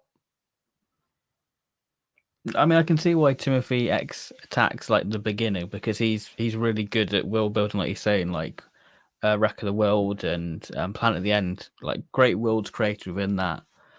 So I can see why he started the box set. But like you say, other than the world building, there's not much substance to it until you get to like the final 10 minutes again. Hmm. Yeah, I mean, there's some good character bits with like the War Doctor proving himself to be the Warbringer, with him talking about how he's orphaned planets and all that. Like that was like, oh, that's the War Doctor. That was a yeah, good bit of writing for the War Doctor. yeah. And again, but that sort of story, it Yeah. feels like, why isn't that a box set? What? Especially, this is the second Begins box set, and we're hearing about these horrible things he's done off screen. Mm. Why are we not getting to see these horrible things? And eventually we do in this box set, Which somewhat. I But really like. yeah, but at the same time, it feels like, why? This is meant to be his beginning. Why are we getting all these off-screen stories happening when we are at his beginning? They're gonna be short trips. Very nice. Oh dear. Uh, But yeah. but yeah, I'd say it's my least favorite of the set. This first episode. I'll agree with that. Because, yeah, it took me a while to get into it, really, and I did sort of have to force myself to carry on at times. I feel like the cliffhanger was good. I was like, okay, this is left in a good place. Yeah, certainly Andrew Smith comes back in and picks up on that well. More on that in a sec, but yeah, for the overall, I'd probably give this one a 6, maybe a 7. I'll agree with 6 or 7 for me actually. Yeah. I'd go a higher 7 than Lionheart actually. Hmm. Yeah, just a little bit higher. Yeah, I'd say I prefer this one to Lionheart still. But yeah, and then Destroyer, Andrew Smith comes along again and really lifts this box set for me. I think you were saying the first half of this, you still struggled a bit. I certainly Yeah. think the second half is a lot stronger. But for me, I instantly felt a change in energy with Andrew Smith's writing, and just something seemed to click. I managed to listen through this one all in one go quite late at night. I was thinking, I'll listen to half of this and then go to sleep. But halfway through, I was still really engaged with this, wanting to finish it. And so I just powered through, made it to the end, had a really good time with it. I love like the whole hidden base aspects with the Daleks. I think that's always an exciting concept, having that going on, having that mystery. And also, it's quite Dr. Light in parts. Like he's off doing something different, and so we are exploring it more with Case. But I never felt bored of Case or Vector and what they were up to. And there's one other character with them. I think Farron. That's it. Yeah. He's like the general of their of the Germinal forces. Not quite the top dog, but high up in seniority there. Because the main principle with this box set is that the War Doctor wants to save this society, but the Daleks are wanting to use this society for whatever purpose, and with their Dalek harvester ships, which sound very ominous, don't they? Yeah, they do.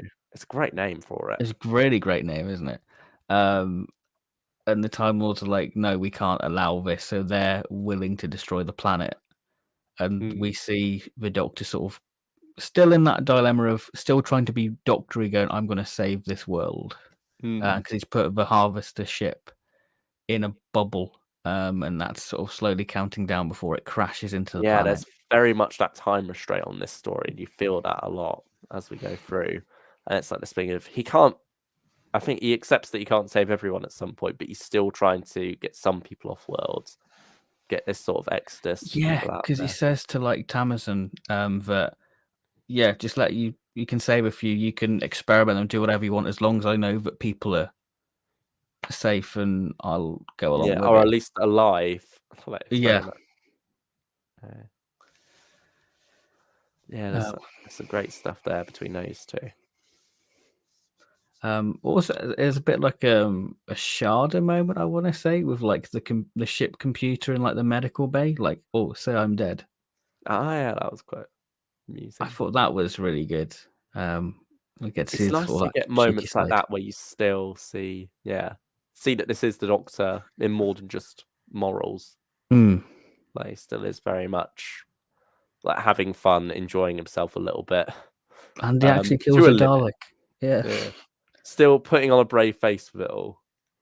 And we get the oncoming storm mentioned within this, which I don't know how I feel about. I like the reference, but I feel like it's a little bit too early to be calling the Doctor the oncoming storm. Yeah, I'm not sure. Yeah, it might be a bit too early with that.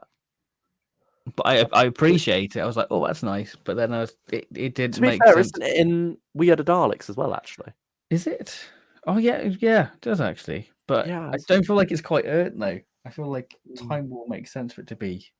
I mean, it's literally a storm in We Are the Daleks, isn't it? That's where So I suppose... Yeah. But I suppose if anywhere, it would be... Right... Actually, I suppose it would make sense to be somewhere earlier. Because the thing in the Time War that you think would most justify the title would be that final act of wiping both sides out. But with the Daleks calling him that, you think they'd have come up with that before that happened. Otherwise, they'd have all been wiped out and would have been able to come up with it for the most part. Yeah. But yeah, I suppose maybe they saw that it was used in that first We Are the Daleks and thought, well, it's fine, it makes sense to use here. I think the quarrel on that is more with We Are the Daleks at this point. Yeah. Because it's already been used earlier. But yeah, I think Jonathan Morris wrote the final story of this as well. Was the oncoming storm referenced in that, or was it in Destroyer? It was Destroyer, because it's when Cass gets shot. Not a spoiler. She alive. Not shot to death. Not shot to death, but injured. And you get the War Doctor shooting the Dalek, and he's like, "Oh, how about the oncoming storm?" and blows the Dalek up. Yeah, that's coming back to me now. But yeah, that could always have been a Jonathan Morris suggestion. Maybe, who knows? Maybe like they spoke about, and he's like, "Should I use this here? Is it a bit too early?" Oh no, I used that in the Silver Doctor story. Go for it. Who knows? I mean, it works. It works. Yeah. It's just me. It's just my weird fan brain going, "Oh, not sure how I feel about that." Yeah, but I appreciate it. But yeah, I think if it's something that's already been established as before at this point, then they might as well make use of it here. But yeah, it's a lot of fun, this middle story. It's a race against time. Nice little Dalek base. Nice sound effects as well. Really callbacks. And those callbacks even continue with the final story, Savior, in the sound effects as well. How did you imagine like the Dalek base? Because I sort of imagined it like parting of the way sort of spaceship. With like the colourful... I don't know, with the tracks and things, I imagined it more like a Genesis base. Okay. Yeah, just because it's like underground and everything, it's got that bunker feel. But yeah, with the harvester ship, I did imagine that a bit more like Party of the Way style. But then you also had the Dalek sound effect doors, didn't you? Yeah, which So, is always nice. A little door. Yeah, that's yeah, good. so I think since we're going into Savior now, should we rate Destroyer? I'd go 8.5. I'd probably go good 8 or 9 maybe as well. I think that it's a good one for the War Doctor's character. I Mm, think that's what was missing in Lionheart. I think yeah, this is a story where you're like, yeah, that's cool. yeah. I think it's certainly got a stronger second half. Yeah, But I don't think the first half was all that bad at all. I think for me, the ending 12 minutes of where it's really solid stuff. I can't fault the final 12 minutes of the story. No, me neither. They definitely get really the good. endings down in this set. But yeah, the last story, Savior. Yeah, we now get the flashback to how it all began. And I love this one. it works very well as a standalone as well, doesn't it? Mm. I feel this one does. And it's very action-packed. It feels very much like a throwback to Classic Who in a lot of ways, doesn't it? But with a bit more of a twist, as the Doctor, instead of being surrounded by regular companions, is surrounded by soldiers and fighters. And you get this question of, is he trying to save these people, or is he using them? Is he recruiting them to his cause to fight the Daleks? And I think that's quite a tough moral question. And he's got a bit of a gang, doesn't he? He's got like an Australian soldier. Is it Albert? Is it? Yeah. He's even got himself a companion between sets. Yeah. Like for the War Doctor, and he's been around for a little while. And sort of like, it's not really a spoiler to say that he does die, because it is very, like, before you even meet this character, it is very strongly broadcasted to you he is going to die. The Doctor he gets like a little monologue. He's, I liked Albert. And then we meet Albert. Now. Yeah, it is not a spoiler to say that he is going to end up dying. I was disappointed by how he did die, I'll be honest. I feel like I'm going to be honest. I have no memory of how he died. He's very quickly rushed through. Like, I mean, yeah.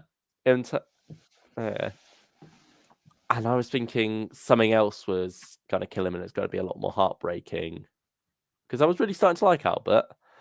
But then he didn't go out the way I expected him to, and I was a bit like, oh, but that's it. There we go.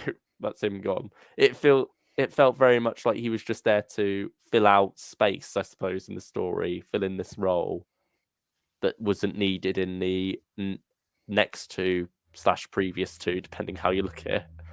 And so he just had to be killed off for convenience rather than actual meaning.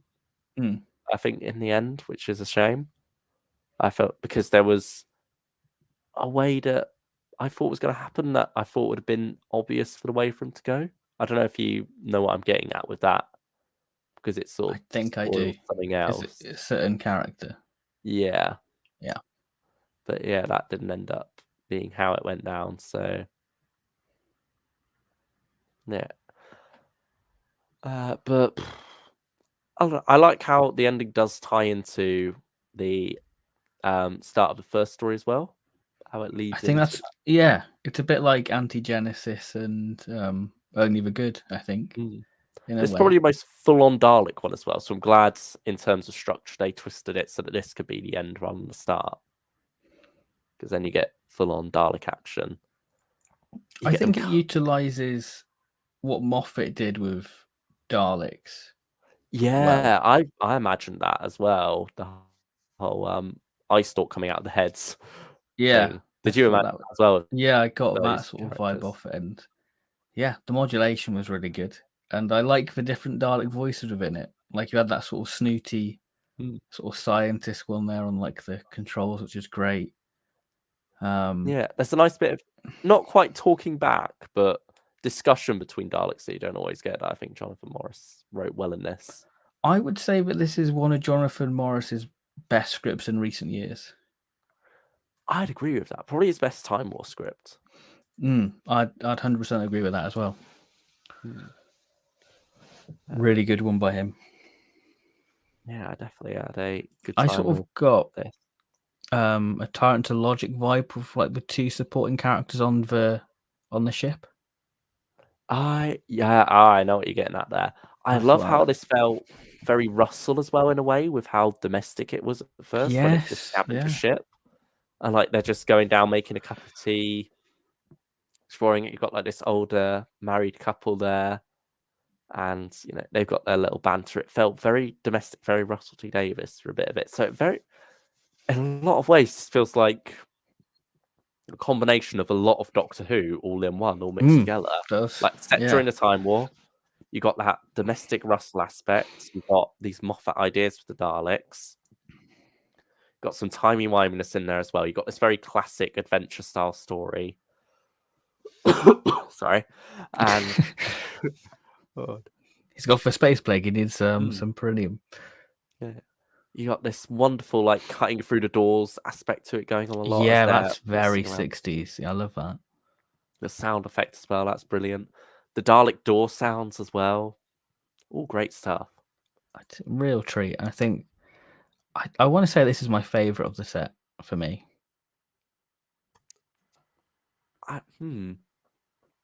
Before I was leaning more towards Andrew Smith, to be honest, but the more I've digested this one, the more of a kick I've been getting out of it, actually. So maybe it's on a very similar level, this and the middle one. I think for me, it was a story I instantly clicked. Where I just, because the other two, it took me a while to get into it, whereas this one, I was straight away there with it, and I just enjoyed the ride of the story. So I think that's why it's probably my favorite of the bunch. Because though it's like the War Doctor recounting the events of the story, it doesn't feel like that. It's got a start. It bookends it nicely with this is how it started. And this is where the ending does feel a bit sudden, though. I will say that. Yeah, I feel like it needed a bit more of a denouement on the end, just for the box set as a whole. After we flash back, because I think there's some things that are left unsaid and sort of like some loose threads there that should have probably been picked up on. Yeah, I mean, maybe we'll see things come back in future box sets. Doesn't look like anything's in the next one, but maybe once after that we could see some elements coming back into play. But yeah, I think it's definitely a lot of fun, this final story in the set. And maybe it's helped by the fact that because it stands alone a bit more, whereas Destroyer is dragged down by consequences at first. Like when you're going into Destroyer, you've got the aftermath of consequences. You've still got that energy being carried through, so it takes you a while to click into it more. Yeah. Yeah, so I think that certainly benefits this last story. But I really got a kick of how it tied into the other two stories as well, though. That's the thing. I think that's one of the satisfying things with the story of how it goes. Oh, that links into that now. That's brilliant. Yeah, I definitely would. Yeah, I'm curious to see if that first story improves on re-listen now, knowing where all these things come from, because you're not lost with it. You've got these mysteries that you know you'll get answers to eventually. And so I think it'll be interesting seeing that all click into place on a re-listen. Yeah, because Stylish one said, "Have you tried listening to Warbringer in like chronological order?" I haven't yet. Be an No. interesting one to see if it works. To be honest, Yeah, because I imagine because I it. quite like the structure how it is. Yeah, I think it's definitely designed to be how it is with certain reveals, particularly in regards to Case's character. Yeah, I think it makes sense for it to be this format. But yeah, I suppose it's similar to Dark Eyes 2, actually, in the way it's done, isn't it? But not quite, because it happens in the same order for all the characters. It's just that memory-wise, some of them don't all remember this first adventure.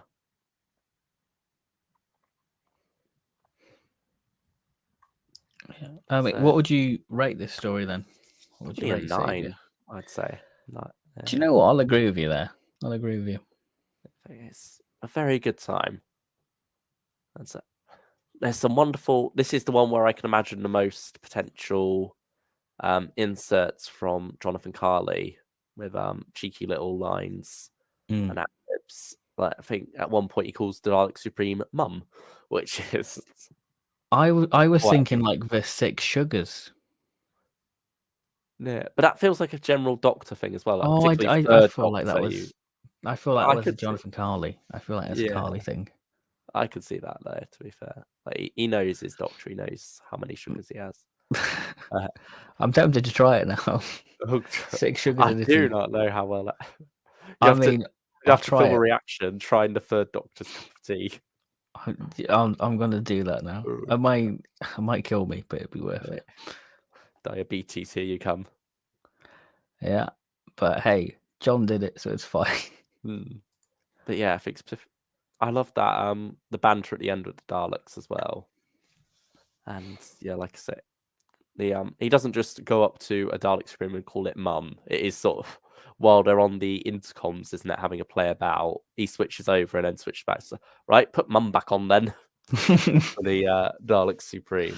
So that it's a nice little touch. And I like that we have that as well, with Supreme in there, rather than just The generic time Dalek. just. Yeah. This is one thing I like about the Time War sets is that the Daleks are in their own little bubble. That there are these little like Death Squad Daleks and stuff like that. I like that we're having that. So I really do enjoy that about that. Really, and you can imagine these different designs. I mean, did you imagine these Harvester Daleks being any different, or just the standard? One with like a claw, I think, and like a black and silver Supreme. I thought that'd be quite nice. Yeah, I sort of went for the generic red Supreme. Okay. Yeah. I mean, I say generic. It's not. We don't see it that often. It's not even on the big British cover yet. No, it has actually Out of Time. Oh yeah, sorry. Yeah, I was trying to like the assault Dalek. I imagined that when it was cutting the door. Like I really pictured that, like the claw lighting up and going burning the door. Yeah, there's a lot of very Terry Nation, isn't it? It's very much again that boys' own adventure, fun time to be had, but still some serious moral questions mixed in there as well. So yeah, just it takes so many different elements and works them in very well.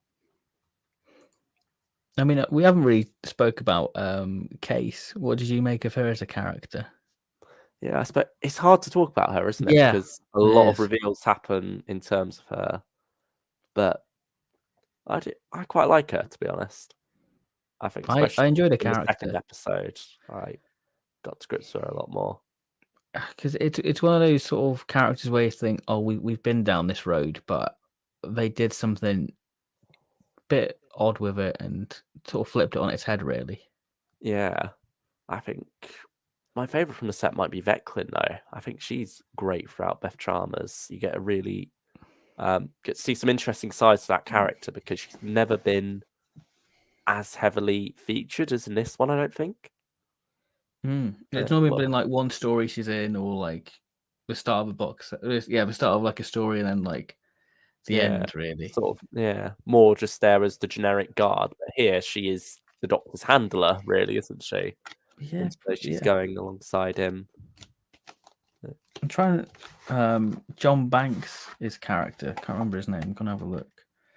But I've noticed Aaron. that. He's very much. I was listening to the first Sontarans, and it sounds quite similar to a character he plays in that and Terror of the Sontarans as well. So I'm like, oh, like it's a voice. And like I swear he uses the same like raccoon as well in like Life of Crime. Like I feel like I've definitely heard that voice a couple of times by him. Yeah. Like he mentions it in the extras that it's inspired by War of the Worlds audiobook LP that came. Okay. He like took that voice. I don't know whether he used it again intentionally for those two, or that just came to him for this, and it ended up sounding remarkably similar. But yeah, I think he has a great voice though, and certainly a lot of variety in there. It's just that he's probably done so many big finishes that variety only stretches so far. I think because we're so deep into Big Finish, you can pick out certain actors. Like, yeah. You And can he's a always really pick out Nick Briggs when he gets. Nick Briggs. Yeah, you can see past the modulation now. But yeah, John Banks and even Beth Chalmers as well. She's like John Banks and Beth Chalmers. They're two regular people who feature quite Yeah. heavily in Big Finish, especially like 2010 onwards. You know, John Banks was the voice of the Sontarans for a good portion of it until Dan Starkey took over, really. Mm. So he's big in Big Finish lore, I guess. Yeah, that's very true. Yeah, and Veclin herself is a character who's been around for quite a bit, actually. Yeah, you know that there's no real stake for Vecklin. She's in the old War Doctor set. She's gonna be fine. Yeah, that's true. But there's still moments within this box that I'm like, oh damn, Veclin's had it now. Especially when she gets that big heroic moment of like letting Tamsin and all them lot go in the battle TARDIS while she's trying to hold the Daleks off. Yeah, that's quite a nice moment for her as well. But yeah, just look. Yeah, she's not actually been on a cover yet, though. Like, we haven't seen what Veclin looks like. No, we haven't actually. I sort of imagine her with very short hair. I don't know what. Well, okay. Yeah. Like, because she's a very practical character, isn't she? Very much. Not someone who does casual that well, but you see her having to step outside her comfort zone within this story a couple of times.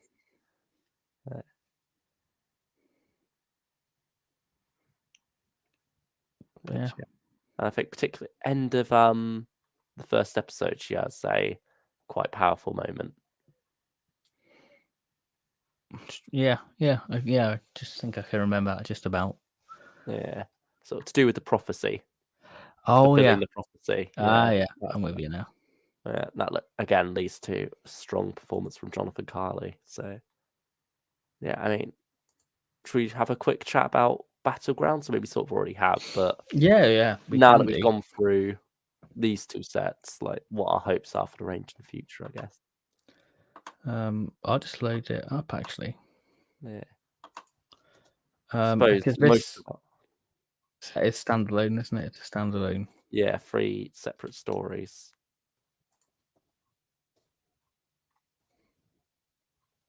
We've got The Keeper of Light by Phil Morine, Temesis by Rose McPhillips, and Rewind by Timothy X. Attack. So, one writer's returning. No Andrew Smith this time around, sadly. Oh. So it'd be interesting how this box set fares. But, I mean, I'm looking forward to seeing something different because we don't often see the War Doctor or the 8th Doctor during the Time War go to Earth. I think that's why I really enjoyed Shadow Vortex. I think that's because the War Master gets to do it more than the War Doctor seems to. And so I think that would be nice to get more of. So I'm looking forward to that Lighthouse one as we hopefully get a different style of Time War story. I like the idea of a companion of like Cass from Night of the Doctor. I like that idea of him sort of being haunted by it, like the catalyst for him to become the warrior, as it were. Yeah, I think that's one thing they definitely play up well in Light the Flame, isn't it? That Cass is there, like she's not forgotten about. She is still quite an important figure in that story. But yeah, even more so here going forward, it seems, with Emma Campbell-Jones coming back.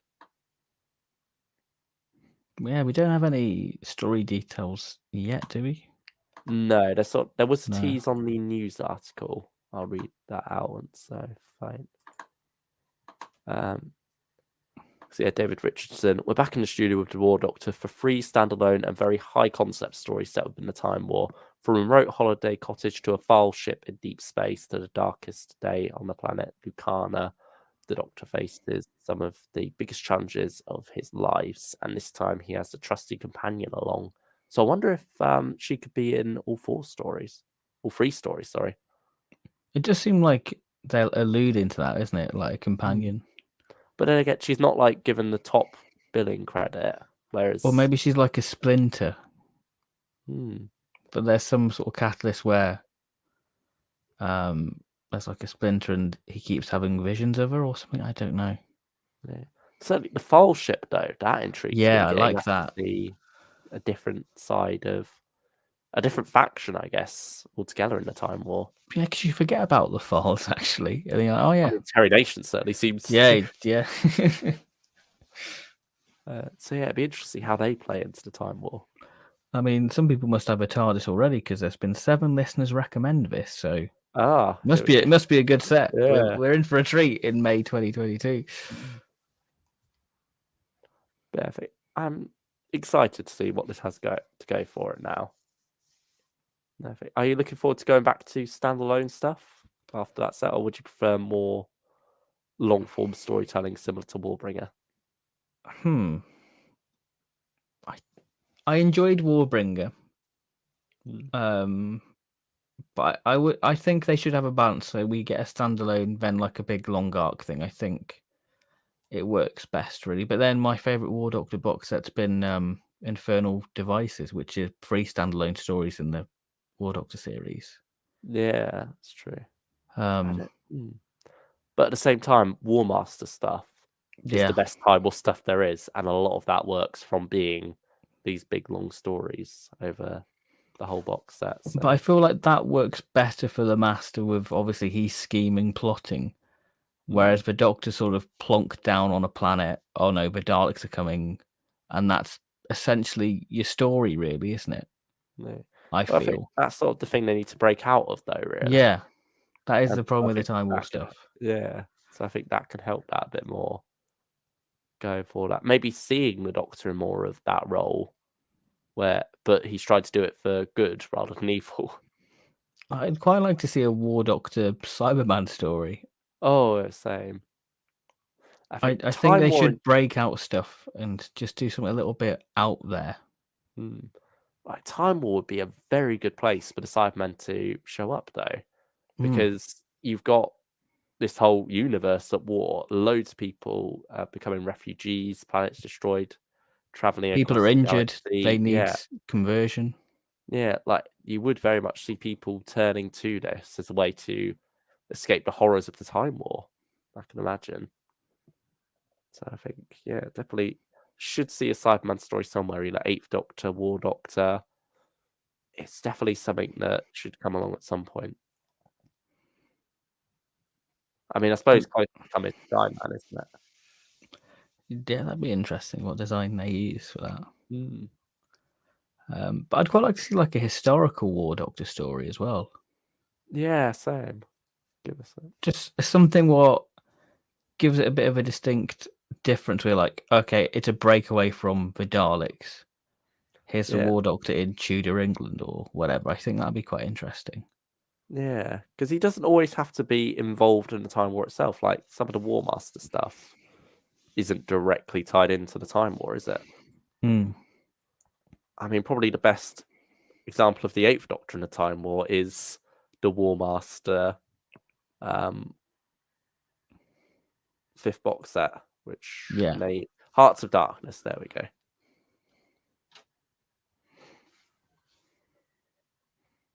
So, yeah, there's a lot of potential within it than just planet under threat by Daleks. I think there is a lot of scope for it, and I think that's what they should do going forward, really.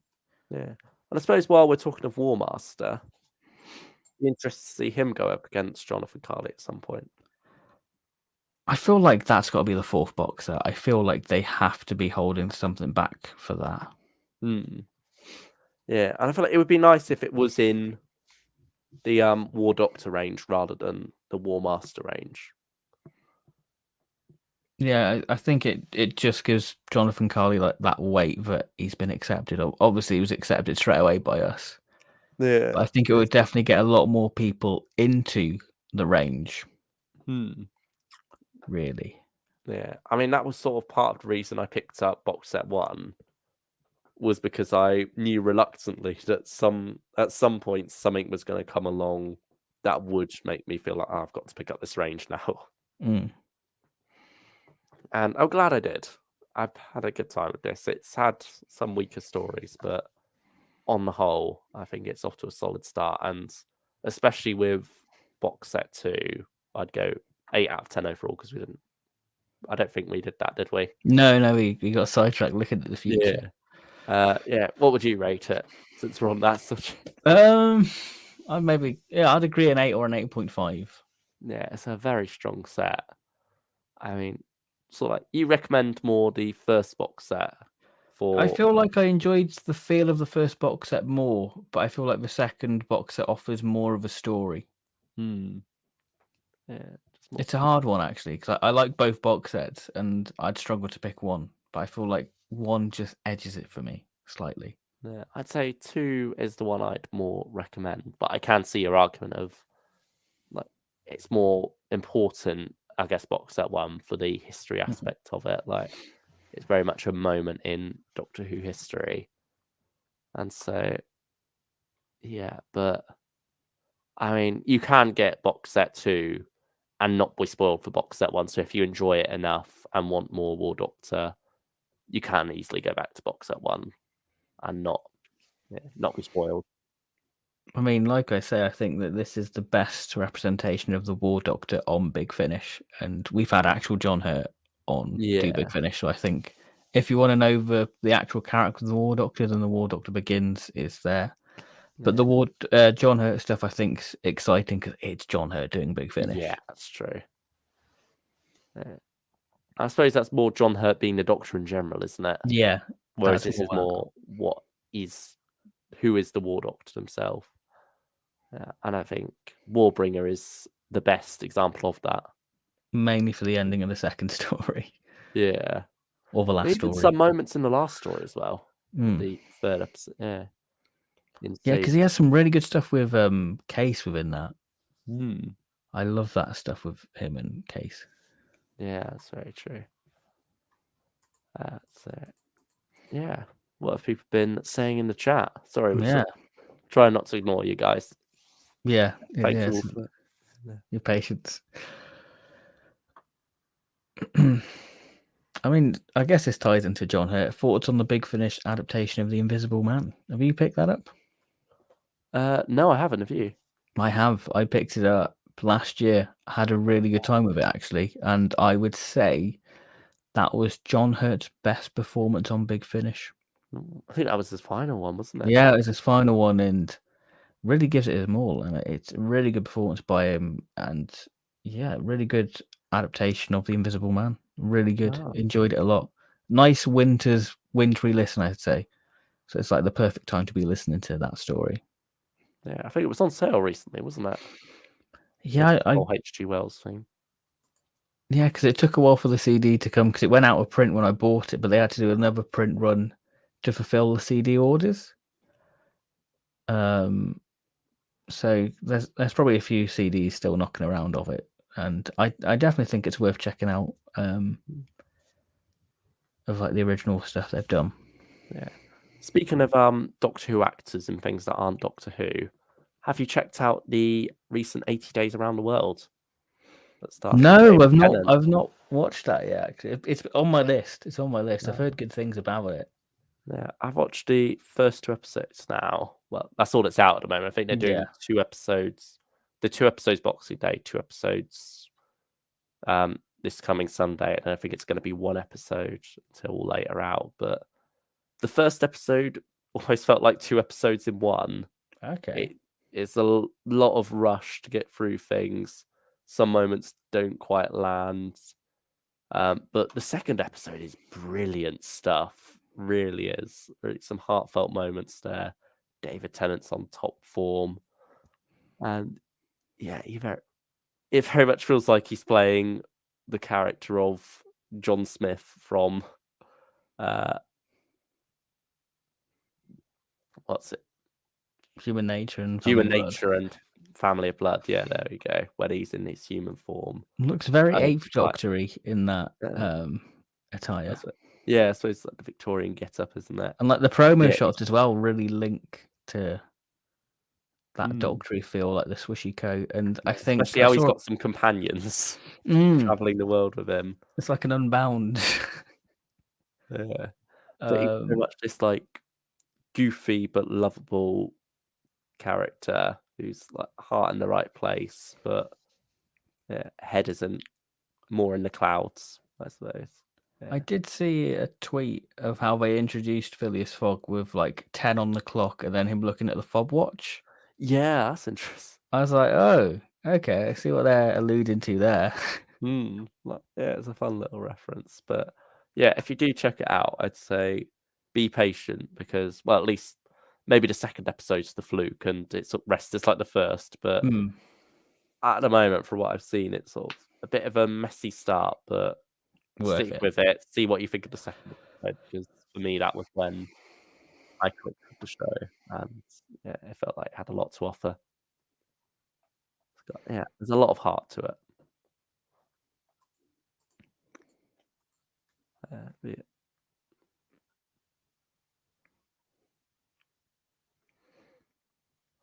Thoughts on the original book version of Human Nature? Started on us. Have I've you not read read it. that one? Oh, I haven't either. I've not dived into it. I bought it. I got it for my birthday last year, but I've not read I it. think, I mean, yeah. that's always on my like New Year's resolution to read more books. So hopefully that will get read. Because I do I want feel to like that would check it be a out. good adaptation for Big Finish to do because that's almost like lost story territory then, where like with Revenge of the Cybermen and Return of the Cybermen, you can have those two coexist. So now surely human nature can as well. I think the problem lies that BBC Audio did a reading with Lisa Bowerman. Oh yeah, And I that's think also, that's what kind of made them go, we can't do it. Because I think that would be an obvious choice for a novel adaptation and mm, people would buy it, wouldn't they? yeah. I mean, maybe enough time's passed between those now, or Yeah, will have at some point. it just depends how Nick feels about the novel, really. Because I'm Yeah. surprised, like even the comics, actually, I thought the comics would do really well. Mm. But obviously they didn't, which is sad. No, Because this is I think I get why they did the Fourth Doctor ones, because they were where the comic started for Doctor Who magazine. But yeah. surely the McGann ones have more of an appeal, like the Flood Endgame. Like But there's at the some same, meaty yeah. stuff, really. But at the same time, Tom Baker, I think surely he Yeah, has an appeal in itself, doesn't he? yeah. I mean, they're really like if you haven't checked the comic adaptations, really like 2019 Fourth Doctor content, some of the best, if not the best year for Fourth Doctor content. To be honest, really good Yeah, some solid adaptations. stuff. Series 8 comic adaptations, really strong stuff. Was there any more from the Fourth Doctor that year? I think that was it. Yeah, maybe. Really good year, really good. Surely you turn up somewhere else. I don't know, maybe. Oh, did you have Legacy Time? Yeah, Was that that would have been the 2019? same year. Yeah. Yeah, let's take or leave it. Mm. I've Yeah. blocked that out of my mind. I can't remember much about Legacy Time. Yeah. There's just so much Tom Baker stuff, it all blurs into one a lot of Mm. the time. But 2019, fine vintage. Hmm. Who do you prefer as a character? Time controller or time strategist? I think maybe Time Controller because he's the original. I feel. Yeah, that's true. They're mostly the same, aren't they? They fill Yeah, the they same feel very role, really. similar. Yeah. It just feels like they wanted to give it something a different name. Mm. Stand up. But I suppose design-wise, it's funny because they do have two separate designs technically. Because like the Yeah. time controller is the classic Dalek, and then Mm. time strategist is like the Red Supreme, but with the Purple. color scheme of the original controller.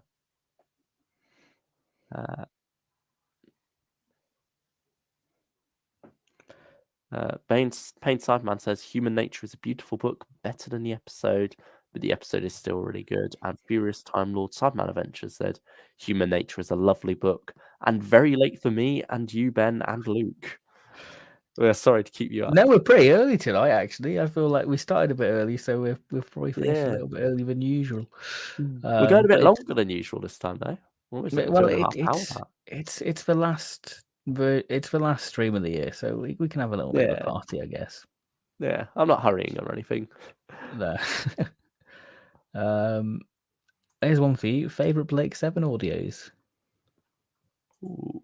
I'd say Paradise Lost, the opener to Crossfire, is a solid one from memory. I haven't gone back to many of them in a while, but that one is one I remember having a very good time with. Sorry, I sound like I'm dying half the time. I'm a bit worried for you. Are you gonna see 2022? Oh no, maybe not. This might be my final night, and I'm spending it on the live stream. What a way to What go! a better way! What a better way! I just thought I'd get a tickle at the back of my throat from time to time. I bet you I do. need to cough, and it's usually right at the end of a sentence, so I sort of trail off a bit. Yeah. Thoughts on the most recent Sixth Doctor Lost stories: Power Play, First on Torrent, Guardians of Prophecy, and the Ultimate Evil.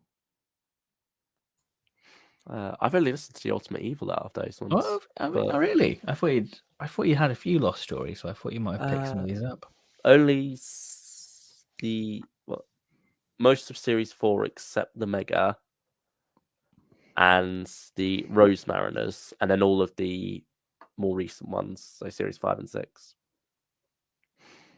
For me, Power Play is pretty average. It feels a bit underwhelming using Victoria within it.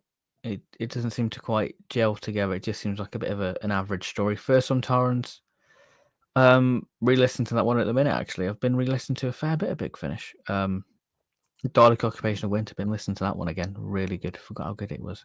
Oh, nice. But yeah, First on Torrents. It's good from memory. Bit controversial with what it does with the Sontarans from memory, but again, I'm not up until that point in the story, so I'll have a better judgment when we do a stream next. But Guardians of Prophecy, probably my favourite of the bunch. Really good story exploring Trark and Stephen Thorne playing a character called Maldor, which really good character, great villain within the story. So yeah, really recommend Guardians of Prophecy. That's a really solid lost story. Did you ever finish Ultimate Evil? No.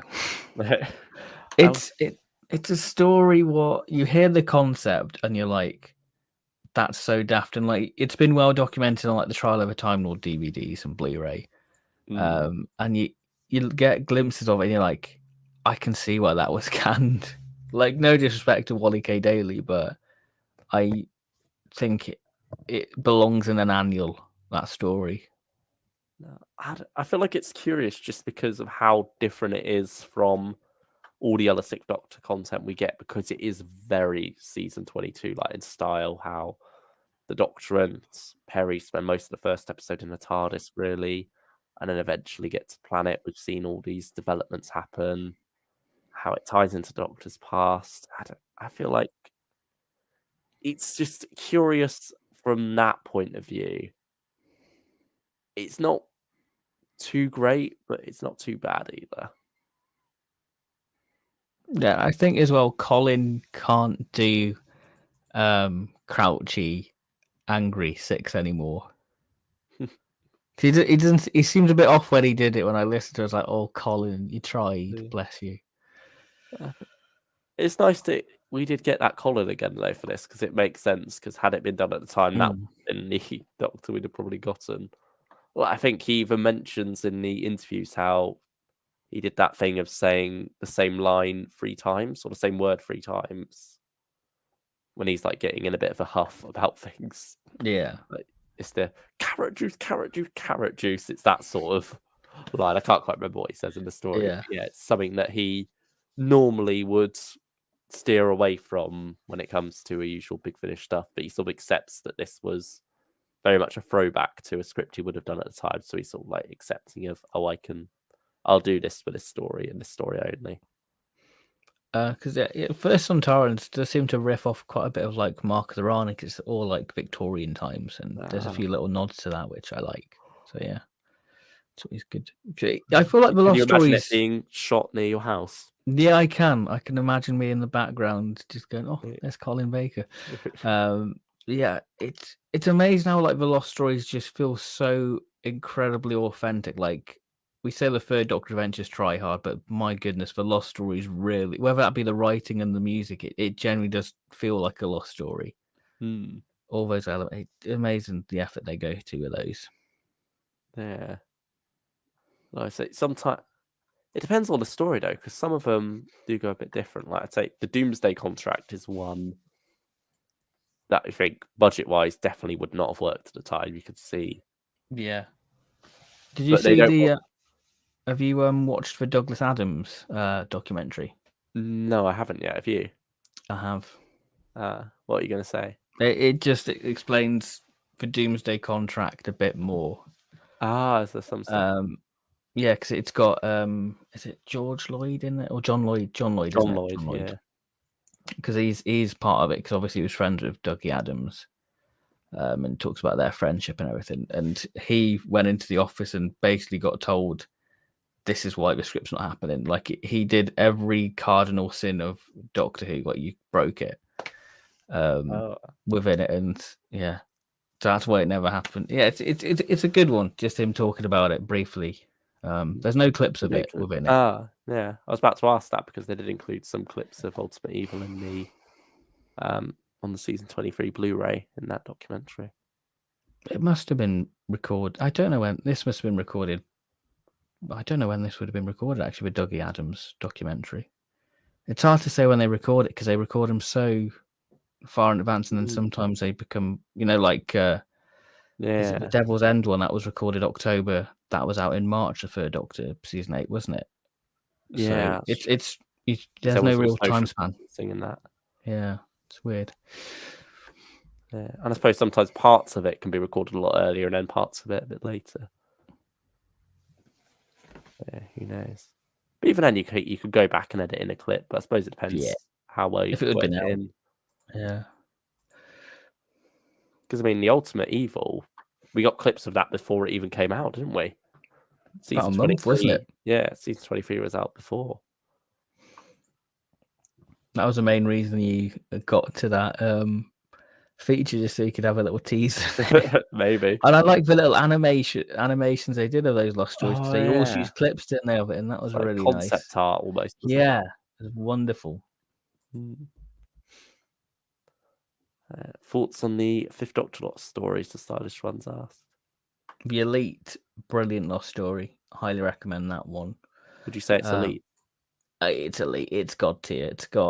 It really plays up to that sort of schoolboy Fifth Doctor within it, and I love it because it's like he gives chocolate to like these geniuses, and like chocolate's banned, and it's just like so innocent but so funny at the side. It's so good, so good. And the world building within that's great. One of the best Fifth Doctor audios, actually. Dave's audios are great. Children of Seth, that's good from memory. That's good. I've not listened to Hexagoria yet. But yeah, the Elite's definitely elite, as you said. Yeah, and then Nightmare Country is brilliant. I forgot about that. Yeah. That's an underdog one, that is. That's a forgotten one. As I've just proved. Yeah.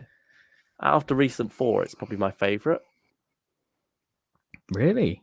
Yeah. Let's say Return's got a lot of fun to be had with it. But I feel like this is the superior story. I love how very 80s the idea is, but also it feels ahead of its time at the same time. And yeah, I think there's a lot of great moments to be had in that one. Some quite creepy stuff going on as well with this mausoleum world. Yeah. Some good sci-fi ideas within it, like the TARDIS being repaired, and yeah, really good world building, like the wooden rocket, the big bear character, and like the creatures within the story. Yeah, really good stuff. Really good. Yeah, many great ideas in that one. You could see why it wasn't made at the time. That would have required a hefty budget, but yeah.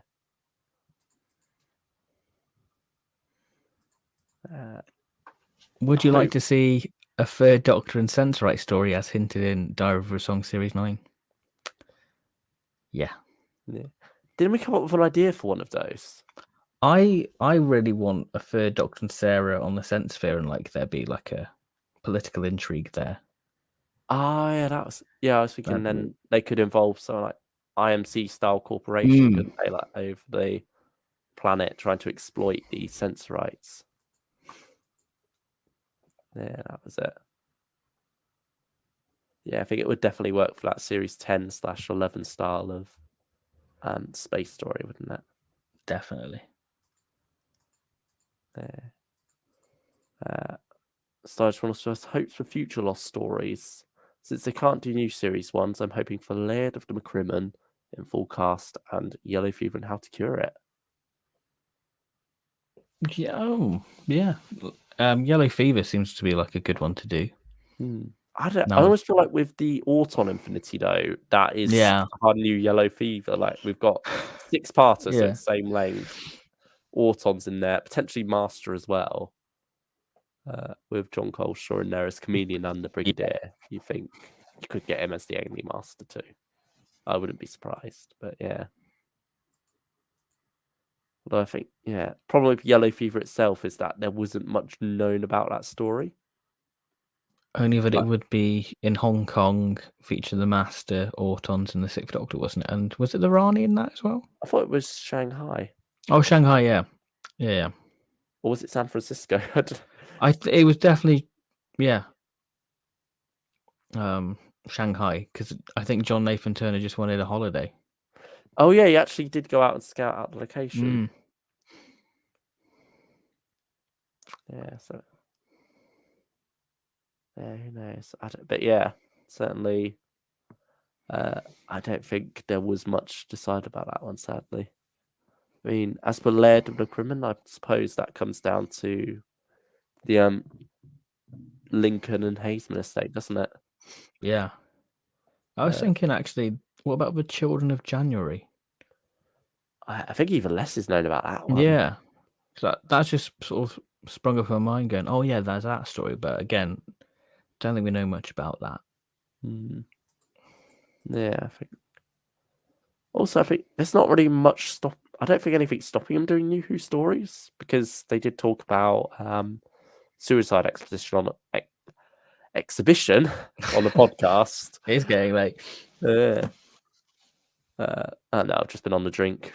Oh, have you really? Nah, not really. Who is it in the chat who usually brings that up? I'm sorry. Oh, Mr. Bon Cactus. Yeah, there. Yeah, he's not joining us today to call me out for that. But yeah, I've completely forgotten what I was on about before that. New Who Lost Stories Suicide Exhibition.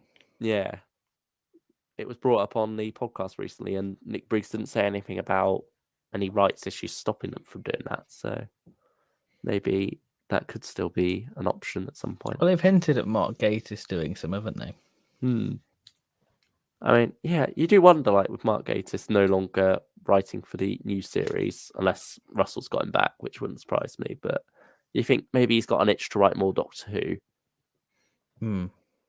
Yeah, so and he's got quite a good relationship with Big Finish, isn't he? Because he's guest starred in quite a few. Yeah, it's not like he's not been there for a while because he did.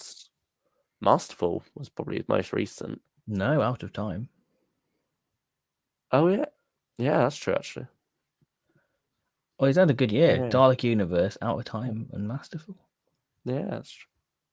And Dracula as well. Dracula's War and Guest. Yeah, I would like to get those actually, but I'll wait for them to be in clearance. Yeah, there's only so much you can spend. So yeah, he's still around. So maybe if he could come to Big Finish as an actor, surely he can come as a writer, do something for him. Yeah, he's quite busy doing like TV stuff. He had like a BBC Two thing, was it? Like a ghost story. Yeah, like his. That's maybe really good. He does that every year now, doesn't he? Yeah, I watched the Capaldi one a couple of years ago. That was good. No, I think I watched the Simon Callow. Is it? Yeah, he did one with him. I watched that one. That was good. He's got a new one. Is it like Mr. Bird? But it's like Mr. Burden or something like that, isn't it?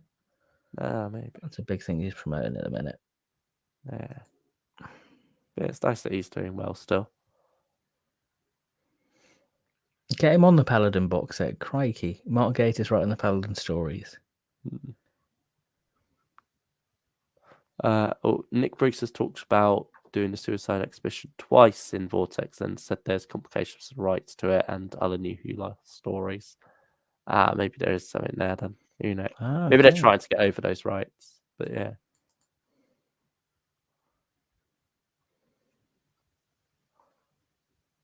Which cover do you prefer from Stylish One here? 11th Doctor Chronicles Volume 1 or Volume 2?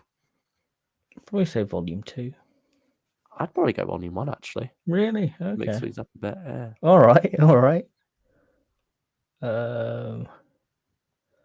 Will we ever see Moffat work on Big Finish? I think that'd be quite nice to see him write one. But I feel like he's a very visual writer, Moffat. So I don't know. I don't know if he's done any radio scripts. Yeah, I mean, they did try to get him on board with Big Finish right at the start, but then he said, "Oh, you haven't got McGann. I can't be asked." Yeah, fair enough. Get him to write a well, he did write a McGann story in the end, so it's all fine. Came full circle.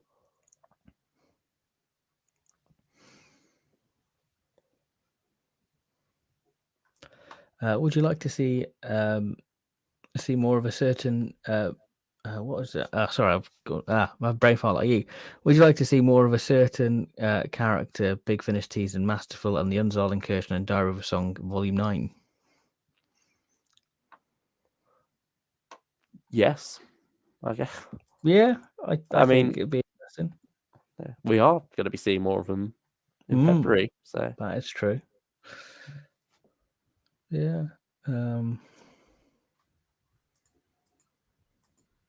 Just have to wait and see for that. Yeah. Almost 10:45. Furious Time Lord is holding us to the. Well, it's actually gone that now. That's bastard. Oh, terribly sorry. Thoughts on Welcome to Our Village? Please invade carefully. There's a radio series with Peter Davison in. I don't know. Is it still? I've not listened to it, but it's on my list of things to listen to. I'm just trying to see if I can find it online, and I will listen to it because it's meant to be good, like comedy for Davison. Yeah. Yeah, I definitely want to give that one a listen to if I can find it. I mean, if anybody knows where it is, then link it. I'll be interested. Yeah. Have you given it a listen, Stylish One? What do you think of it? If you have. Favorite Misty box set cover? It's available on BBC Sounds currently. Okay, I'll check that out. Oh, there you go. So I keep looking on like Radio 4 Extra because they used to have like all the Doctor Who stories on there, didn't they? Yeah, that's true. I wonder if they've done any of those recently. Don't think so, actually. Best version of Shada, 4th Doctor or 8th Doctor version? I can't say I haven't listened to the 8th Doctor one. I'll probably say 4th Doctor, just because I've not listened to the 8th Doctor one yet. Oh, no. So, default. I mean, I've got it on the Steelbook because it comes with like the Flash animation, but the Flash animation's so dodgy. I'm like, I might as well just get the audio and experience that. Is the Flash animation cut down as well? I don't know, actually. I think it's still feature length, still like the same length, because obviously Flash animation, it wouldn't take that much memory on a disc because Blu-ray discs have got quite a big space, haven't they? Yeah, quite chunky. I think it's one of my favourite audio shows. It's absolutely absurd and hilarious at times, and it features Hattie Moorhan as well. Our own Helen Sinclair. Have you started Stranded 3, actually? No, I haven't yet, but I have been watching her in Outnumbered. She's there as well as the Dotty friend Jane. So that's...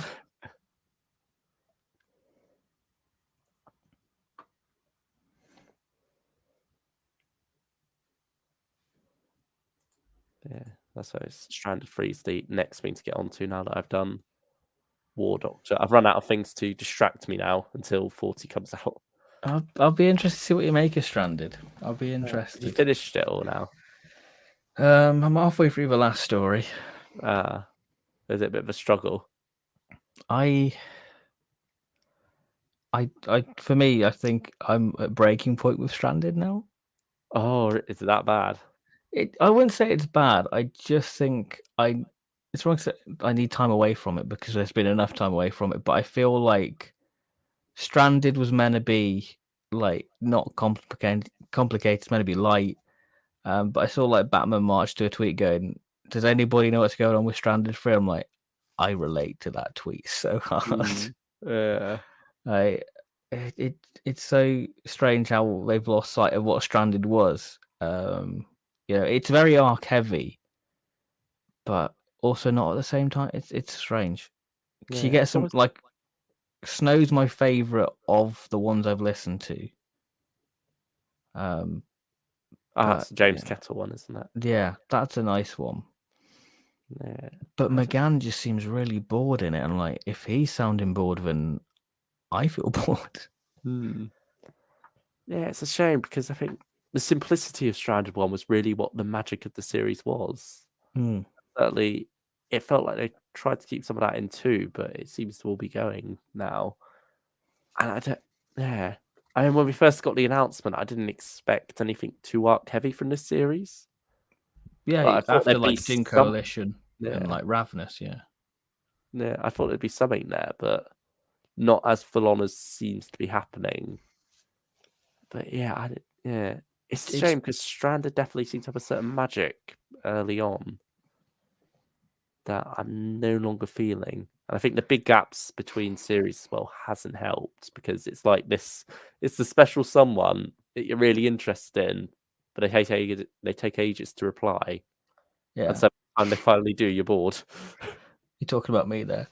It's all coming out. It's all coming out. It's weird because I really like the character stuff. Like, I vibe with what's going on with the characters, but the stories just aren't there for me. Yeah. Like, Stranded's very much character centric, but yeah, It's like a box set of divine interventions then. Because even that we love the character stuff in that story in the first set, but the plot itself wasn't doing it for us. And like Dune, I have no idea why they're there. I feel like I need to go back and listen to it because I genuinely feel so confused about the first two stories. Like I feel like I've listened to them, but I've not at the same time. I feel like I've passively, I feel like I've passively listened to them. I'm far more excited for 8 and Charlie, to be honest. I think it's just made me excited that we don't need these 4 box set things for McGann anymore, and I think that's why 8 and Charlie's going to be so refresh. It's like the Lucy box set. We all love that box set because it's just something so fresh and it's exciting. It's Sheridan back, and all those stories, bar the Dalek one, really good, really good. Like the Dalek one's not even bad. It's just the weakest of the bunch. I feel like that will. Have you re-listened to that one? No, no. I feel like it might improve on re-listen because there are some things revealed in the final story that come back to that.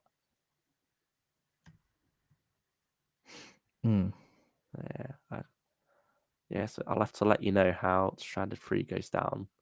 I do wonder if James will, how he'll feel about that one because he was the biggest fan of Stranded out of all of us.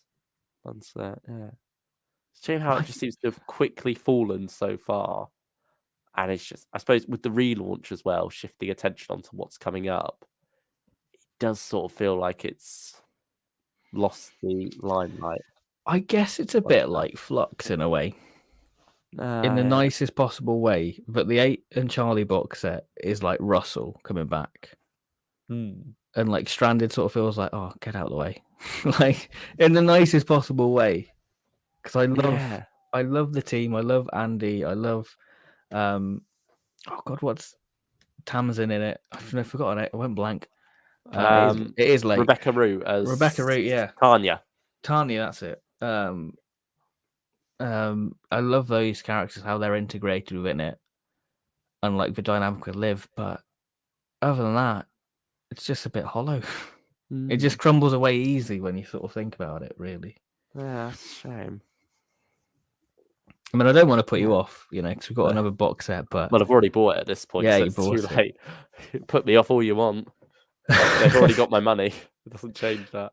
But yeah, it is weird being excited for 8th Doctor next month when I've got 8th Doctor in my account ready to be listened to.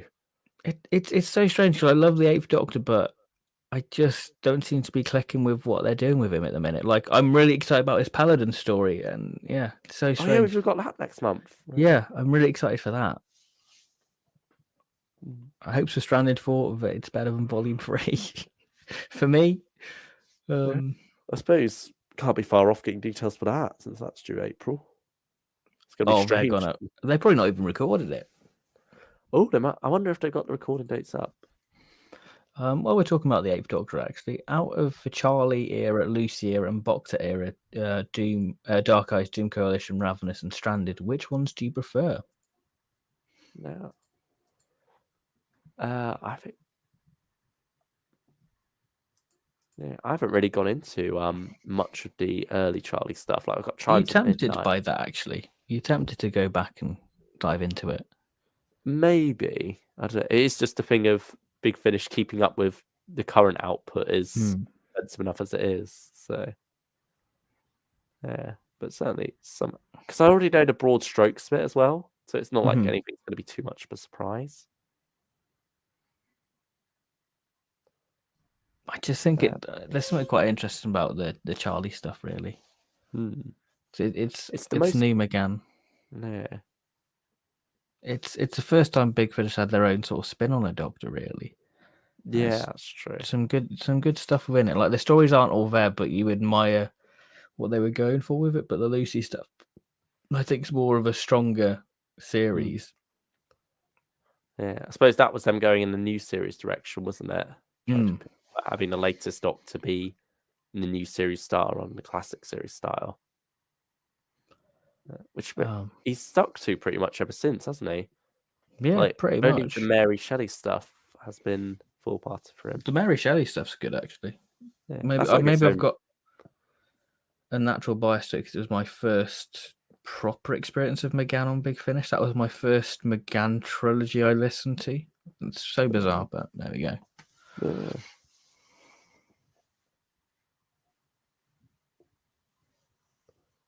Yeah, I suppose that's like its own mini era, really, isn't it? Because Yeah, there's nothing else connecting to it.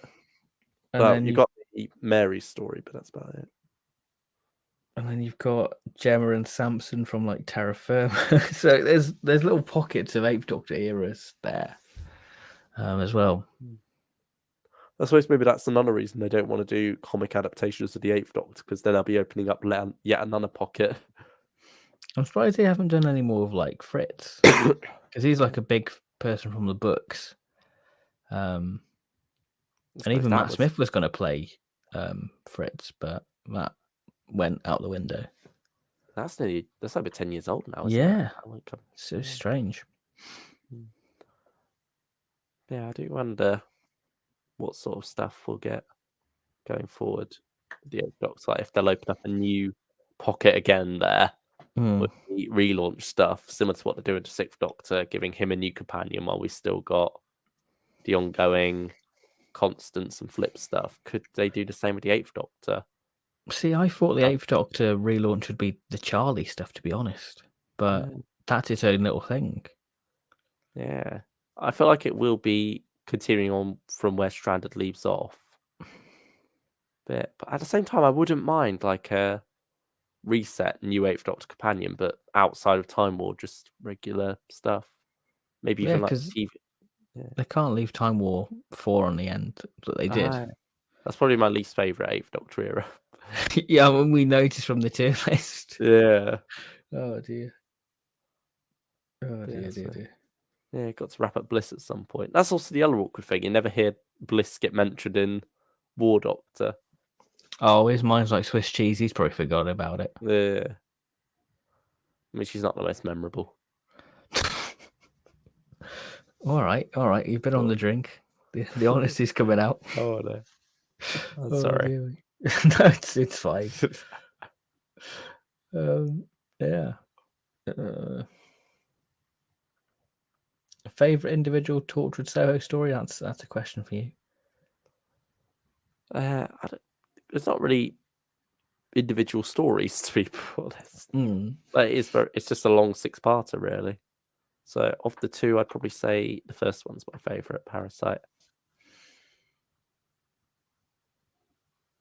Favorite Eighth Doctor story where he gets amnesia. That's practically every story, isn't it? At this point, just to be different, I'd say the 8 Doctors, the first EDA book. And it's probably the first time. No, it's not even the first time. Probably like the second time he gets amnesia. So I'd say that for me. First? Probably post-regeneration amnesia, I guess. Yeah. So I'd say that for the me. TV movie. Is that the one where he completely loses his memory? Yeah, basically, the Master has set a trap, and the Doctor falls for the trap, and he loses all his memories, and he has to go back and meet all his incarnations to collect his memories. Like that's the book. So the first Doctor is from like the Unearthly Child. The second Doctor is the War Games, just as he contacted the Time Lords. Third Doctor is basically the Sea Devils Part 7. From memory. And then the fourth Doctor, State of Decay, where he literally, that's a good one with Tom Baker just yeeting out of a window. Well, fourth Doctor. And then fifth Doctor's 5 Doctors in the Eye of Orion with Sontarans versus the Rashton Warrior robot. And then the sixth Doctor's Trial of a Time Lord. Seventh Doctor is just randomly on Metabelus. Why not? That's literally it, really. God. I like how with all the others they tried to connect it to their era of a story, and then some of the Doctor's like, nah, Metabelus. Metabelus, mate. Yeah.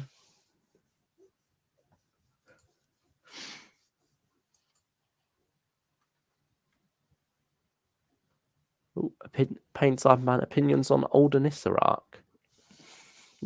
I've only really got the E-Space trilogy from that one, actually. I listened to a couple of other ones like Cobwebs, but I'd say it's a good enough arc overall. I know the basics of it, but I've not really dived into it. I know the latter end of it.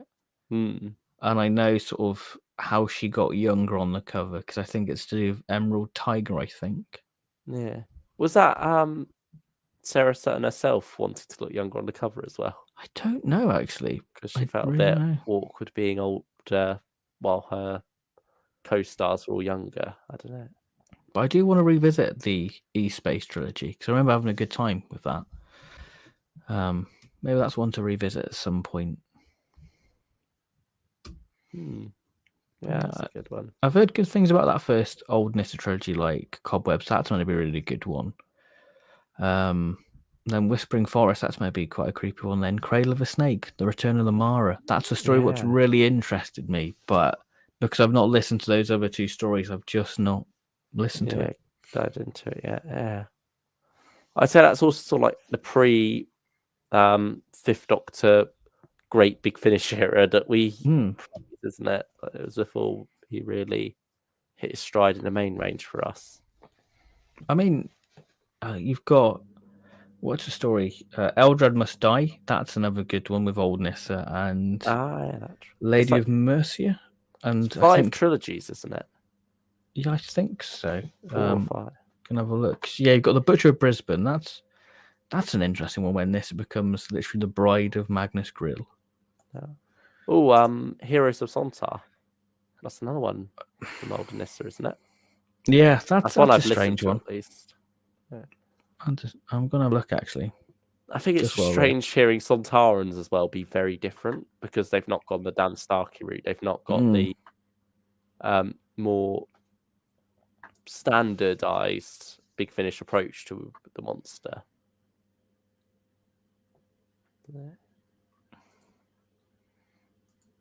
Next, you got Cobwebs, Whispering Forest, Cradle of the Snake, Heroes of Sontar, Kiss of Death, Rat Trap. Rat Trap's meant to be good.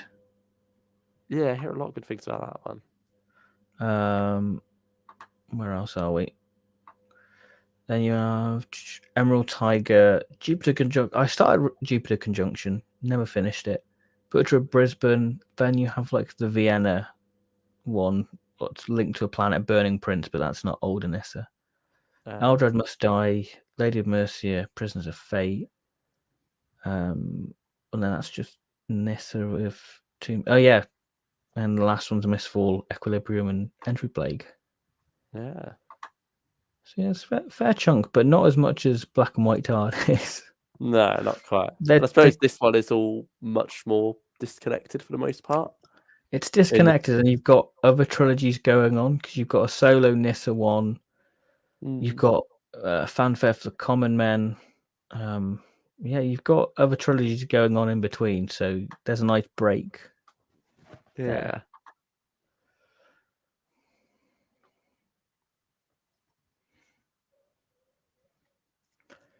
Here's a Suntal was solid and Rat Trap is kind of overrated in my opinion. Okay, No. so give that a go. Which do you prefer? The 101 to 150, or the 151 to 200 of the monthly range? I don't think I've listened to enough from either to say. I'd say, I enjoy maybe 100 to 150 more probably. Because you've got the old Jamie trilogy, which is great, the Klein trilogy, which is amazing, the Stockbridge trilogy. They're all really good. So I'd have to say that. Thoughts on the Big Finish 1963 trilogy? Have you listened to that trilogy? Yeah, I have. I listened to it quite Go far on. apart though. Like I think I can't remember whether I did Assassination Games or Fanfare for the Common Men first, but certainly Space Race I did get round to for quite a while after. But I think I have a good time with that trilogy. It's not the most amazing stories, but none of them are bad, I'd say. Certainly Space Race was a very solid one. That's the one I have the most memories of. And yeah, I do feel like it gets a bit weaker towards the end. But certainly it has some interesting twists that could come across as comical, but it plays them very seriously. And so I think they do get some good horror out of that as well. And I like how the trilogy as a whole is structured in a way that it's looking at 1963 from different lenses. Like you have the more political intrigue aspects with the assassination games. Then you got the space race and the space race. And then you get the more pop culture side of things with the Beatles being swapped out for the common men. I think for me, I've only really listened to Fanfare for the Common Men. Which really great story. I enjoyed it. I mean, it does go a little bit downhill, like part 3. I think there's something really ridiculous I remember from the end that was just a bit too out there. I enjoy the ride of it. I love the music for it. I think that it's some of the best music ever on a Big Finish story. Not only because of like the lyrics and stuff, but like just the incidental music for it is great. Like it's a bit when Davison leaves like a would-be companion and he goes into the TARDIS, and I love like the score for that, like the little guitar riff, and you can really picture that in your head. Really good. Space Race, I started listening to, but it's one I never finished. I'd recommend going back to that one. Yeah, because Host Productions reviewed it recently, and like he's made me go, I should give that a go. And Assassination Games, I tried, but never quite landed with me. Yeah, I'd probably say my ratings would be Space Race at the top, then Assassination Games, then Fanfare. But yeah, I do really like. Yeah, the music's really good in Fanfare, and also the physical copy, how that's got the vinyl as the disc, is a brilliant choice. It's so strange that the CD is better than the vinyl. But I'm glad I've got it on vinyl because it's a really good one to have on vinyl. It suits it, doesn't it? Yeah, it's a story what really lends itself to being on vinyl. How's it look, the physical copy of that one? Because it's 2 discs, isn't it? Yeah. One's a burgundy LP, and then the other's a purple. But does yeah, it like just fold out, but only in 2? Yeah, it folds out like a double LP, so it's like that. But you do have like mock-up of like fanfare covers within there, and like the cast list, which is done nice. But the main covers. Yeah, I get what it's going for, like how it ties into like the story of like photos and all that sort of stuff, but it just doesn't work as well as like the Abbey Road mock cover. Oh, and I love how they got that black and white cut out of Nissa on there as well. I think I'm right in saying that, aren't I? Yeah. The memory's not cheated there. I've got an image in my head, and I see what you mean. Oh yeah, it's black and Yeah. white. It's like on the bottom with all the girls screaming and going mad, and then she's just there. Just awkwardly. Yeah.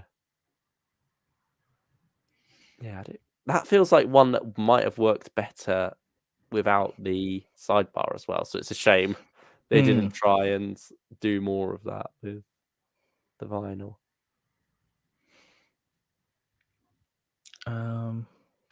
Yeah, that's good. Space Race is a bizarre audio, especially with a certain dog, and I can see why one people think it's just weird and stupid. Opinions on Unit Dominion. That one sounds super interesting. I've got it, not listened to it. I suppose we've missed the boat on that one with Yeah, twist, haven't we? Because that's one of the big things they're going for. Because I think for me, I wanted to listen to season 27, then listen to Unit Dominion because of Rain being in it. Yeah, Beth Chalmers again. Yeah, Beth Chalmers. Yeah, she got rewarded being a companion. I think she's probably played Veclin more than she has that companion. Yeah, probably has actually, because Rain was in 4. She didn't play Rain in Thin Ice. Yeah. She plays Rain's mother within that.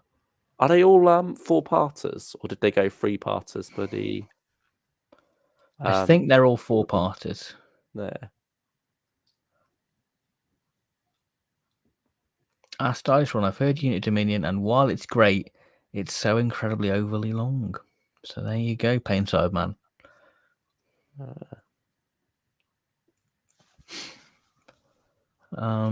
Thoughts on Second Klein trilogy? I enjoyed it.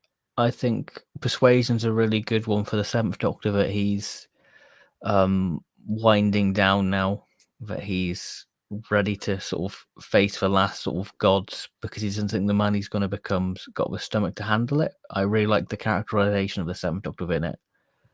Starlight Robbery is probably the weakest one, but Daleks Among Us, I enjoy that one actually. It's sort of a forgotten Dalek Davros story. It's a good one. Yeah. And that cliffhanger should be resolved, the ending for that. But that's definitely not going to happen now. Yeah. I think that's pretty much nearly all done, really. Yeah. Yeah, that's our last stream for the year. Yeah, there we go. Yeah, one of 26 out of 26. Yeah, there we go. That's been, hopefully many more to come in 2022. Yeah, we'll be one every 2 weeks this year. We've done pretty good then, really, when you put it like that. Yeah. Well done, team. Well done. And well done, everyone, for joining us in the chat. Yeah, putting up with us all this time. Yeah, thankfully, you've kept us all sane with your questions and just enjoyed us nattering, hopefully, about Big Finish and good old Docky Who. So, thank you, everyone, for that. And we will see you in the new year for a tier list of all the 2021 releases. So that's going to be a big stream. So look forward to that one. Yeah, and hopefully you all have a happy new year and enjoy Doctor Who today. Feels weird that it's this close. Yeah, it's a Jodie episode on a Saturday. Yeah. That's crazy. That's really crazy. Beautiful. Yeah. There we go. I'm imagining the Thanos meme. What? You come back to me. Yeah. I can't remember the full quote. That's terrible. Look, if Jodie was leaving, then she'd regenerate on a Saturday. Yeah, that's cool. But she's not. Probably on a Sunday. The biscuit tier list was a highlight. Glad you enjoyed the biscuit tier list. I had a lot of fun looking back on that. Actually, that was ridiculous and also quite a lot of fun. I think I'll have to think of something witty for next year. Well, yeah. Yeah. Was it you, Stylish One, who got that going in the chat? Because it wasn't us who started it. Was no, we talked about biscuits, and then somehow it- it got a tier list made of it. Yeah. So there we go. Like it was definitely a couple of people in the chat sort of started joking about it, and then from there we sort of were like, "Oh yeah, we could do that," and then It'd we were actually be a like, good Christmas one. "We should do that," Yeah, we and should. so we actually did. Yeah. Yeah, hopefully we can do a few like more chill little streams and just do Q&As because they're quite fun to do, really. Yeah, Easter egg tier list. Yeah, Easter egg tier list. That big one for Easter. Put that in the diary. Add that to the list. Pain Simon, Happy New Year, everyone. Evil of Daleks looks like it's going to be a banger, honestly. Yeah, I really like the look of it, actually. I like the look of it. I'll have to stay off Twitter because I'm going to miss it. When are you going to get to watch it? Hopefully New Year's Day, night. Hopefully. I'll have to mute Twitter and the group chat. Still be the same day at least. Hopefully, fingers if everything goes to plan. Otherwise, it will be Jodie on a Sunday again for you. Yeah, it will be Jodie on a Sunday if I don't. I might save for Sunday just so it's traditional. But yeah, I'm really excited for it. I think that it looks like it could be one of Jodie's best, and after the quality of Flux, I'm pretty hopeful for it. Yeah. And also, look out for our final Flux review at some point as well. Yes, it is going to come. We've not given up on it. We're still. I think, you know what would be a good way to tie in with Evil of the Daleks. Because it seems like it's going to be a remnant of Flux. Like I don't feel like Flux has been forgotten within it. No, I think they have teased that some stuff will carry over. So, and we got the dying TARDIS, it seems. So we can still bracket it. What the Flux? So, yeah. What the Eve? What the Eve? Yeah. What the Groundhog Day ripoff? I don't know. You have to see. See how that all works. So yeah, I think that's us done for tonight and done for streams for 2021. Yeah. We'll see you in 2022. Well, I will. Ben will be back tomorrow with his figure collection update.